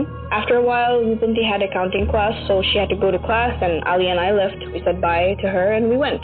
So after 1 hour, when her class was over, she came downstairs and she saw Ali standing there, which was surprising. So Ali ke ডাক দেওয়ার পরে Ali ঘুরে ওর দিকে তাকায় দেখে কি যে Ali ওর দিকে অনেক রাগ করে তাকায় আছে, as if ও যেন কিছু করে ফেলছে। তো তারপরে ও এটাকে কিছু মনে করে না, কারণ আলিনা অনেক নরম টাইপের একটা মানুষ, তো সো ও মনে করছে যে হয়তো অন্য কারোর সাথে কিছু হয়েছে, ও আসলে সেটাকে হাইড করতে পারতেছে না। সো ওকে না বদর করার জন্য ও আর এটা নিয়ে ওকে কিছু জিজ্ঞেস করে না, জাস্ট র্যান্ডমলি ওর সাথে গল্প করতে করতে কোচিং থেকে ওরা দুজন একসাথে বের হয়। বের হওয়ার পরে রূপন্তী ঘুরে দেখে কি যে আলী আর ওর সাথে নাই। তো বলে কি ব্যাপার, ভর দুপুরে এভাবে আলী আমার সাথে এরকম করলো কিসের জন্য? ওর তো কোথাও কোনো তাড়াহুড়া নাই যে কোথাও তাড়াতাড়ি চলে যেতে হবে, আমাকে বাই না বলে চলে গেল কিসের জন্য? তো পরে ওর সাথে সাথে আলীকে ফোন করে বলে কি যে এই দোস্ত তোর কি কিছু হয়েছে, তুই আমাকে বাইটাই না বলে চলে গেলি যে? তুই কি বলিস, আমি আর এমজে তো তোকে বাই বলে একসাথেই বের হইলাম। বলে না না, তুই তো হচ্ছে কোচিং এ নিতে ছিলি, আমি তো অ্যাকাউন্টিং ক্লাস থেকে বের হয়ে তোর সাথে কথাবার্তা বললাম, তারপরে তুই কেন চলে গেলি বাই না বলে? দোস্ত আমি তো এমজের সাথে বের হয়েছি, বের হয়ে এমজে বাসায় চলে গেছে, অ্যান্ড আমি আমাদের আরেকটা ফ্রেন্ড আছে পারভেজ, আমি পারভেজের বাসায় আসছি, আলী বলতেছে। সো বলতেছে কই দোস্ত স্টপ প্লেইং, আমি তোকে দেখছি, আমি তোর সাথে কথা বলছি, তুই একটা কথাও বলিস না, ব্যাপার কি? তো বলতেছে দোস্ত দেখ, তুই যদি বিশ্বাস না করিস তোকে আমি পারভেজকে ফোন দিতেছি, তুই ওর সাথে কথা বল। তো আমি পারভেজকে ফোনটা দেয়, রূপন্তী ওর সাথে কথা বলে, পারভেজও ওকে বুঝায় বলে যে হ্যাঁ হ্যাঁ ও তো সত্যি সত্যি আমার বাসায় ছিল অনেক আগে থেকেই, আমরা গেম খেলতেছিলাম একসাথে। তো রূপন্তী না এটা বিশ্বাস করতে চায় না, সো ওরা করে কি একটা সেলফি তুলে ঘড়ি টড়ি একদম সময় টমায় দিয়ে ওকে সাথে সাথে একটা সেলফি পাঠায় যে দেখ আমরা এখনো পারভেজের বাসায় আমি আসি। তো তো কিভাবে সম্ভব যে আমি এই মাত্র, যদি তুই আমাকে দেখলি then how is it possible যে আমি তোর সাথে এই মাত্র দেখা করে আমি এখন পারভেজের কাছে চলে আসছি। তো পরে রূপন্তী না এটা নিয়ে অনেক ভয় পাইছে। ইভেন পারভেজ আমাকেও ফোন করছিল, ফোন করে আমাকে বলতেছে যে দোস্ত দেখ এরকম ঘটনা রূপন্তীর সাথে হয়েছে। তো ও বিশ্বাস করতেছে না আমাদের কথা যে আলী যে আমার বাসায় ছিল। আমি বলছি হ্যাঁ আমি তো নিজেও আলীকে দেখছি যে যাইতে, আমরা তার সাথেই বের হইলাম। এই দিন রূপন্তী না অনেক বেশি ভয় পেয়ে ও বাসায় যায়, বাসায় যেয়ে তারপরে ওর আম্মুকে সবকিছু বলার পরে ও ওই দিনকার রাতেও একা ঘুমাতে পারে না, ওর আম্মুর পাশে যেয়ে শোয়। তা আন্টি না এই রিয়াকশনটা দেখে, মানে এরকম তো রূপন্তী কখনো করে না, কারণ আমাদের সবার মধ্যে Rupanti is the only one যে একটু ভয় পায় না। ও কোনো ধরনের কোনো ভয় নাই, আমরা সবাই ভীতু কিন্তু ও কিছুই ভয় পায় না। তো এইভাবে ওকে দেখে না আন্টি একটু শকড হয়। তো আন্টি করে কি আলীকে ফোন করে, ফোন করে দেখো বাবা তোমরা যদি কোনো প্র্যাঙ্ক ট্র্যাঙ্ক করে থাকো দেন তোমার রূপন্তীকে বলে দাও, কারণ ওকে আমি কখনো এইভাবে দেখিনি, ও অনেক ভয় পাইছে, তোমরা ওকে বলে দাও। বলতে দেখেন আন্টি বিশ্বাস করেন, প্রমিস আমরা কিচ্ছু করি নাই, আমরাও শুনছি কি হয়েছে, তাহলে এটা সত্যি সত্যি হয়েছে, আমি ওখানে ছিলাম না। তো যাই হোক, এরপরে কয়েকদিন পরে আলীর সাথে রূপন্তী ওর বাসার বারান্দায় দাঁড়ায় কথা বলতেছে রাত্রেবেলা। তখন বাইরে কোনো বাতাস ছিল না, খুব চুপচাপ, আর বারান্দার কাপড়গুলা মানে দে ওয়ার আ বিট মানে ওয়েট, মানে এই মাত্র মেলা হয়েছে এই টাইপের। সো রূপন্তী দাঁড়ায় ছিল, দাঁড়ায় কথা বলতেছে। হঠাৎ করে ও ফিল করছে যে ওর কোমরে একটা ঠান্ডা হাত লাগছে। ও নিজেকে বলছে কি যে না, মানে ভেজা কাপড় হয়তো আমার গায়ে লাগছে, এটাই হয়তো আমি ফিল করতেছি, আর কিছুই না। কিছুক্ষণ পরে ওর ঘাড়ে লাগছে হাতটা, আবারও নিজেকেও সেম কথাটাই বলছে, বাট ওর মাথায় কিন্তু এটা বাঁচতেছে যে বাতাস তো নাই। তো আলীকে কিন্তু ফোনে আসে আলীর সাথে, এবং আলীকেও বলতেছে যে দোস্ত আমার সাথে কিন্তু এরকম এরকম হচ্ছে। So Ali, he was bearing witness to the fact that these things are happening to her. Third time কিছুক্ষণ পরে আবার ওর কোমরে ওটা ঠান্ডা হাত ফিল করে, and this time she freaked out and she said Ali আমি আর কথা বলতে পারবো না, আমি রাখি দোস্ত, আমি যাই, আমার ঘুমাইতে হবে বলে ও বলে যে আমার সাথে এরকম হচ্ছে। তারপর রুমে এসে বারান্দা দরজা আটকায় দিয়ে কোনো মতো ঘুমায় যায়। এই 2 দিন রূপন্তী অনেক ভয় পাচ্ছে। ট্রু, একটা নর্মাল মানুষের লাইফে হঠাৎ করে এরকম একটা জিনিস হলো, যেভাবে ও রিয়াক্ট করার কথা সেভাবেই সে রিয়াক্ট করছে। বাট সবচেয়ে ইন্টারেস্টিং জিনিস হচ্ছে যে এই সেকেন্ড ইভেন্টটা হওয়ার পর থেকে আমার ফ্রেন্ড রূপন্তী সে ওর সাথে যেন কি হয়, যেটার এক্সপ্লেনেশন আমরা কেউ আজ পর্যন্ত দিতে পারি না, যে ওর পার্সোনালিটি কমপ্লিটলি চেঞ্জ হয়ে যায়। সে বেশি বেশি মানে সাজুগুজু করা শুরু করে, অনেক খুশি ভাবে সে একদম বলতে গেলে লাফায় লাফায় হাঁটে, এত খুশি। তারপর হচ্ছে যে ওর কোনো ভয় ডর নাই, মানে সে কোনো ভয়ই ফিল করে না। এবং সে পরে যখন ঠিক হয় তখন সে আমাকে বলেও যে দোস্ত আমি না ওই সময় ভয় ফিলিংটা আমি ফিলই করতাম না, এই ইমোশনটাই আমার ভিতরে কাজ করতো, ভয় আমি ফিল করতাম। যখন এই গল্পগুলো আমাদেরকে বলতো না, তখন না কেমন হেসে হেসে খুশি হয়ে বলতো। তো এই জিনিসটা না আমাকে অ্যাজ এ বেস্ট ফ্রেন্ড আমাকে অনেক বদার করছে যে কি ব্যাপার, ওর সাথে কি হচ্ছে। তো এরপর থেকে যে ঘটনাগুলো হচ্ছে একটাতেও সে একটু ভয় পায় না, কারণ কি সে ভয় জিনিসটা ফিল করতো না। থার্ড যে জিনিসটা হয় কয়েকদিন পরেই হয়, যে ও ওর বাসার ড্রয়িং রুমে হেডফোন দিয়ে কম্পিউটারে ডিজনির স্লিপিং বিউটি মুভিটা দেখতেছিল। দেখতেছে হঠাৎ করে দেখে কি যে বেডরুম থেকে ড্রয়িং রুমে ওর আম্মু আসে। ওর আম্মুর চুল আওলানো ঝালানো খোলা, তারপরে উনি জাস্ট দুই কোমর মানে 2 হাত কোমরে দিয়ে দাঁড়ায়, একদম মানে রাগ করে চোখ গরম করে, চোখ দুটো একদম লালচে এরকম গরম করে একদম করে রূপন্তীর দিকে তাকায়। হেডফোন খুলে আম্মু কিছু বলবা, কিছু হয়েছে? সে কিছু না বলে সুন্দর ঘুরে আবার চলে গেল। হ্যাঁ আমি মনে হয় পড়তে বসিনি, এই জন্য মনে হয় অনেক রাগ করছে, তাড়াতাড়ি পড়তে বসি। তো কম্পিউটার অফ করে ও বেডরুমে যায় যে আন্টির মুড কেমন দেখতে। ওমা যায় দেখে কি আন্টি সুন্দর চুল বাঁধা, সে অনেক রিল্যাক্স ভাবে, আন্টি একটা ফ্রেন্ড আসছে যেটা রূপন্তী জানতো না। অনেকক্ষণ ধরে তারা সুন্দর গল্প করতেছে। তো আন্টি বলে কি ব্যাপার তোমার, আন্টি আসছে, তুমি হচ্ছে যে একটু সালাম টালাম দিতে আসবে না? বললাম সরি আমি একটু তো রূপন্তীর মা যদি একটু আগে দেখেই আসে যে ও হচ্ছে কম্পিউটারে মুভি দেখতেছে, তাহলে কি এই কথাটা ওকে জিজ্ঞেস করার কথা যে তুমি কই ছিলা, কি করতেছিলা? তো রূপন্তী মানে ও আম্মুকে জিজ্ঞেস করে যে তুমি কি একটু আগে রুমে আসছিলা? বলে কই না তো। বলে যাই শিওর? বলে হ্যাঁ আমি তো এতক্ষণ তো তোমার এই আন্টির সাথেই গল্প করছি। তো ওই দিনকে ওর বাসায় ওর মা, ওর ছোট বোন আর ওর খালামণি থাকে বিসাইডস দ্যাট গেস্ট। তো ওর খালামণির কাছে জিজ্ঞেস করে যে খালামণি তুমি কি আসছিলা রুমে? বলে কই না তো, আমি তো রুমে আসিনি, কেউই আসেনি। অনেকবার সে জিজ্ঞেস করে। তো this was the third thing that happened. তার কয়েকদিন পরে যেটা হয় সেটা হচ্ছে ওই সময় আমার বাবার অফিসে আমি আর রূপন্তী একসাথে মানে সেক্রেটারিয়াল লেভেলে কাজ করতাম। সো প্রতিদিন আমরা একসাথে অফিসে যেতাম, আবার একসাথে অফিস থেকে ক্লাসে চলে যেতাম। কি বুঝছে না, একদিন আমি অফিসে যাইনি, maybe I was ill or something like that. তো রূপন্তী একলা অফিসে ছিল, মানে আমি যাইনি আর কি। তো কাজ করতেছে হঠাৎ করে ইন্টারকমে একটা ফোন আসে। তো ফোনটা রিসিভ করে দেখি কি যে কোনো সাউন্ড নাই, জাস্ট স্ট্যাটিক, মানে কোনো মানুষের কথা নাই, জাস্ট স্ট্যাটিক। তো হ্যালো হ্যালো করতেছে, কোনো কথাবার্তা নাই, ফোন কিন্তু একদম পারফেক্টলি ঠিক আছে। তো ফোনটা রেখে দিয়ে কিছুক্ষণ পরে আবার জাস্ট স্ট্যাটিক, আবার একটা ফোন আসে, জাস্ট স্ট্যাটিক। এরকম 4 বার হয় ওর সাথে পর। চিন্তা করে কি ব্যাপার, কেউ কি আমাকে খুব ইম্পর্টেন্ট একটা কিছু বলার জন্য ফোন করতে, আমি গিয়ে দেখে আসি। তো আমাদের রুমটার পাশেই আমাদের এক ইডি স্যারের রুম ছিল। তো ওখানে আমাদের আরেকটা কলিগ রাব্বি স্যার, উনি বসতেন। তো উনি বসছে, পরে রূপন্তী ওনাকে যে জিজ্ঞেস করে, রাব্বি স্যার আপনি কি আমাকে ফোন করেছিলেন ইন্টারকমে? কই না তো, আমি তো আপনাকে সারাদিনে আজকে একটা ফোন করিনি, সারাদিনে আমি একটা ফোন করিনি। বলে আর ইউ শিওর? বলছে হ্যাঁ, আই ডিডন্ট কল ইউ। তো যাচ্ছে, ঠিক আছে, তাহলে আমি অন্যদেরকে জিজ্ঞেস করে আসি, অন্য স্যারদেরকে জিজ্ঞেস করে আসি কেউ আমাকে ফোন করছি। বলে দাঁড়ান, অফিসে তো কেউ নাই। বলে মানে? বলছে যে হ্যাঁ, এখন গত হাফ অ্যান আওয়ার ধরে there is nobody else in the office, it's just you and me. আমি তো মনে করছি আপনি জানেন। না আমি তো জানি না, আমাকে তাহলে এতক্ষণ ধরে ফোন করলো কে? সো ওই সময় তো রূপন্তী কোনো কিছু ফিল করে না, so she didn't feel any fear, she was just shocked. 2-3 দিন পরে আমি অফিসে আসি, আসার পরে ও আমাকে এই গল্পগুলো বলতেছে যে দোস্ত এরকম ফোন বাজছিল, আর আমরা ব্যাগ গুছাচ্ছি, তখন লাঞ্চ আওয়ার, সবাই কিন্তু লাঞ্চ করতে চলে গেছে অফিস থেকে, কেউ নাই, শুধু আমি আর ও, আব্বুও নাই। তো ও আমাকে গল্পগুলি বলতেছে, আর মানে বলতে আমরা দুজন কোচিং এ যাওয়ার জন্য আমাদের ব্যাগটা গুছাচ্ছি যে অফিস থেকে আমরা বের হয়ে যাবো। জাস্ট আমরা বের হব, গল্প বলা শেষ, ব্যাগ গুছানো শেষ, এর মধ্যে ফোনটা বেজে উঠছে আবার। আমি ফোনের পাশে বসতাম, I picked up the call and I was like hello and there was just static. I was like, I was so shocked, কারণ আমি একটু আগে এই গল্পটা শুনলাম, আমি সাথে সাথে আমার সাথে এই ঘটনাটা ঘটলো। আমি না ওর দিকে হাতে তাকাচ্ছিলাম, আমাকে দুবার জিজ্ঞেস করছে কে ফোন দিছে। জিজ্ঞেস করে আমি যখন কিছু বলি না, আমার মানে আমাকে দেখে মনে হচ্ছে আমি ভয় পাচ্ছি, তখন ও বুঝছে যে একদম সেম জিনিসটাই আমার সাথে হয়েছে। ও আর কিছু বলে না, আমিও কিছু বলি না, চুপ করে আমরা বসে। ফোনটা রাখার কিছুক্ষণ পরে আবার ফোন আসছে, আবার রিসিভ করছি, সেম থিং, স্ট্যাটিক। আবার রাখছি, আবার ফোন আসছে, থার্ড টাইম রিসিভ করছি, তখন আমি অনেক ভয় পাচ্ছি যে কি হইতেছে এগুলো, অফিসে তো কেউ নাই, আমরা দুইজনই জানি।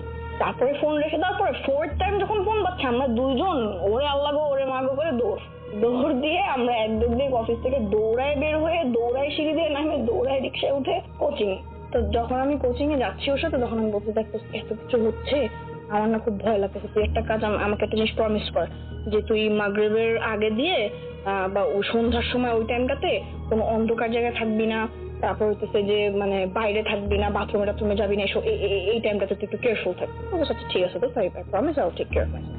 Few days later, she was at home and she needed to take a shower. So, shower nite she went inside the washroom and she realized that it's just 10 minutes left until Maghrib. So, বলতে ঠিক আছে, আমি তো তাড়াতাড়ি shower করে আমি বের হয়ে যাই। এমনি তোমাকে বলছিল যে মাগরিবের আগে দিয়ে বাথরুমে না থাকতে, তো তাড়াতাড়ি শাওয়ার টাওয়ার করে বের হবে। এর মধ্যে ঠাস করে বাথরুমের বাল্ব এক্সপ্লোড করছে, করে একদম কাঁচ টাচ সব জায়গায় এরকম পড়ছে, আর পুরো বাথরুম অন্ধকার।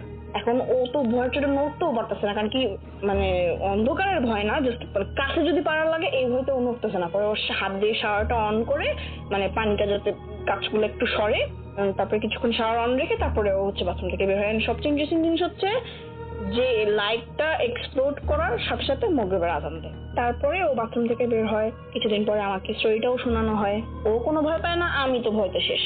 তার কিছুদিন পরে না সবচেয়ে ভয়ঙ্কর ঘটনাটা ঘটে। ওর বাসায় ওর কম্পিউটারে ওর এক ভাইয়ের সাথে স্কাইপে কথা বলতেছিল, চেয়ারে বসে বসে। আর চেয়ারটার পিছনে তখন বোধহয় বাসায় কিছু এক্সট্রা মানুষ থাকবে দেখে, ঠিক কম্পিউটারের সামনের চেয়ারটার পিছনে এরকম তোষক বিছানো ছিল, ফ্লোরিং করা ছিল আর কি। আর ওর পাশে ওর ভাবি, ওর ছোট বোন আর একটা কাজের মেয়ে দাঁড়ানো ছিল। সো ওর ভাইয়ের সাথে কথা বলতেছে স্কাইপে। হঠাৎ করে ওর ভাইয়া ওকে জিজ্ঞেস করে কি হইলো? তো বলছে যে কি হয়েছে? তোর ভাই ওকে বলতেছে যে আচ্ছা তুই একটু নড়ে চড়ে বস।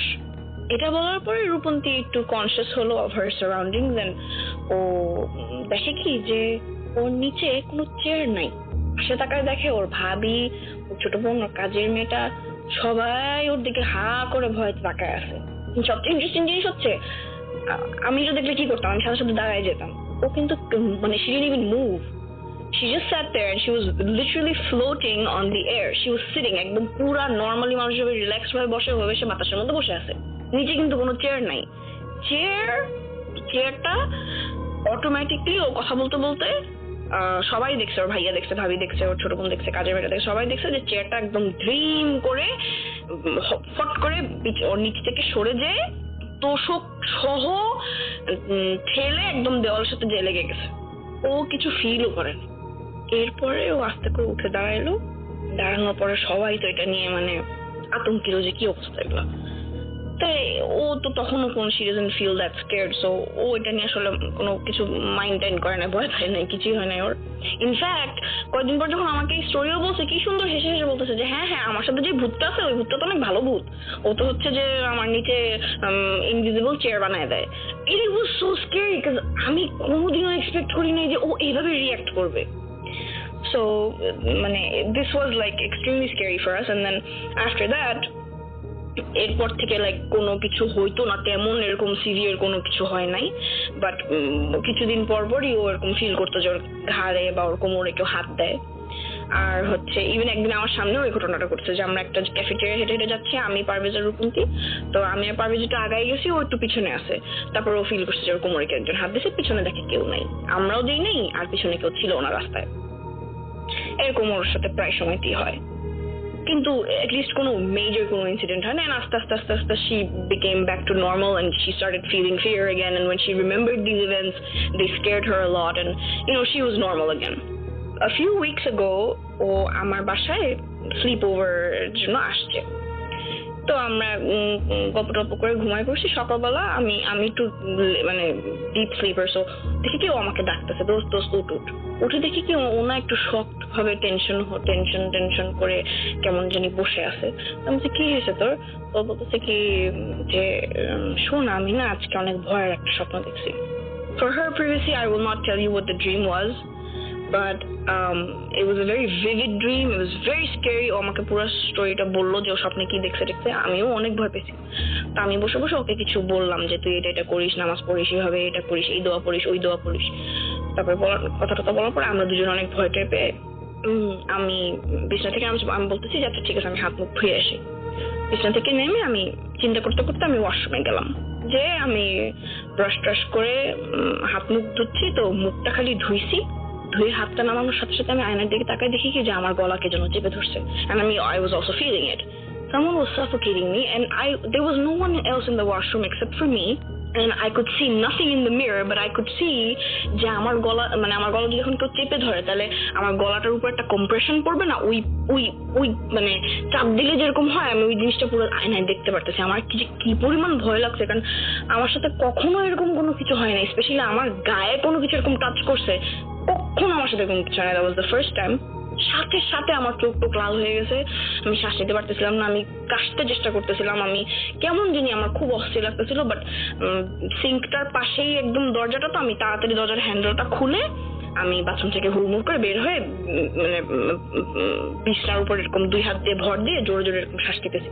তখন রূপন্তী বলতেছে এই কি হয়েছে? তখন আমি বলি আরে দোস্ত বলিস না, আমি এরকম গলায় হাত দিয়ে আছে। তো বলছে কি হয়েছে? তো আমি বলতেছি যে আমি এরকম বাথরুমে গেছি, তো কি যেন আমার গলা চেপে ধরছে। তো ও বলতে সাল্লাহ এটা কেন হইলো? তো আমি বলছি মেবি আমি তোকে একটু অ্যাডভাইস দিছি যে কি করতে হবে, হয়তো এই জন্য হয়েছে।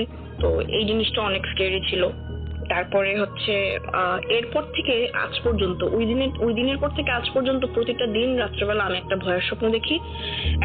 মানে আমি শান্তিতে রাত্রেবেলা একেবারেই ঘুমাতে পারি না। আর ছোটবেলায় যেরকম ভয় পাইতাম না, কেন জানি আমি সেরকম ভাবে ভয় পাই। আমি কিন্তু অত ভয় পাই না, আমি লাইট বন্ধ করে নাইট লাইট জ্বালাই ঘুমাই। বাট এখন আমার মানে একদম রুমের বড় লাইট জ্বালাই ঘুমাইতে হয়, আমি নাইলে ঘুমাইতে পারি না। এমনিতেও আমার ঘুম হয় না, আমি পা একদম গুজে টুজে কম্বল টম্বল গায়ে দিয়ে আমি একদম বাচ্চাদের মতো করে কান্নাকাটি করি প্রত্যেকদিন রাত্রে, অনেক ভয় পাই। ইভেন কি রূপন্তীও যখন আমার বাসা থেকে ওর বাসায় যাওয়ার পরেও এই সেম টাইপের স্বপ্ন, একই ক্যারেক্টারিস্টিক স্বপ্নের ভিতরে ও আরো 2 বার দেখছে।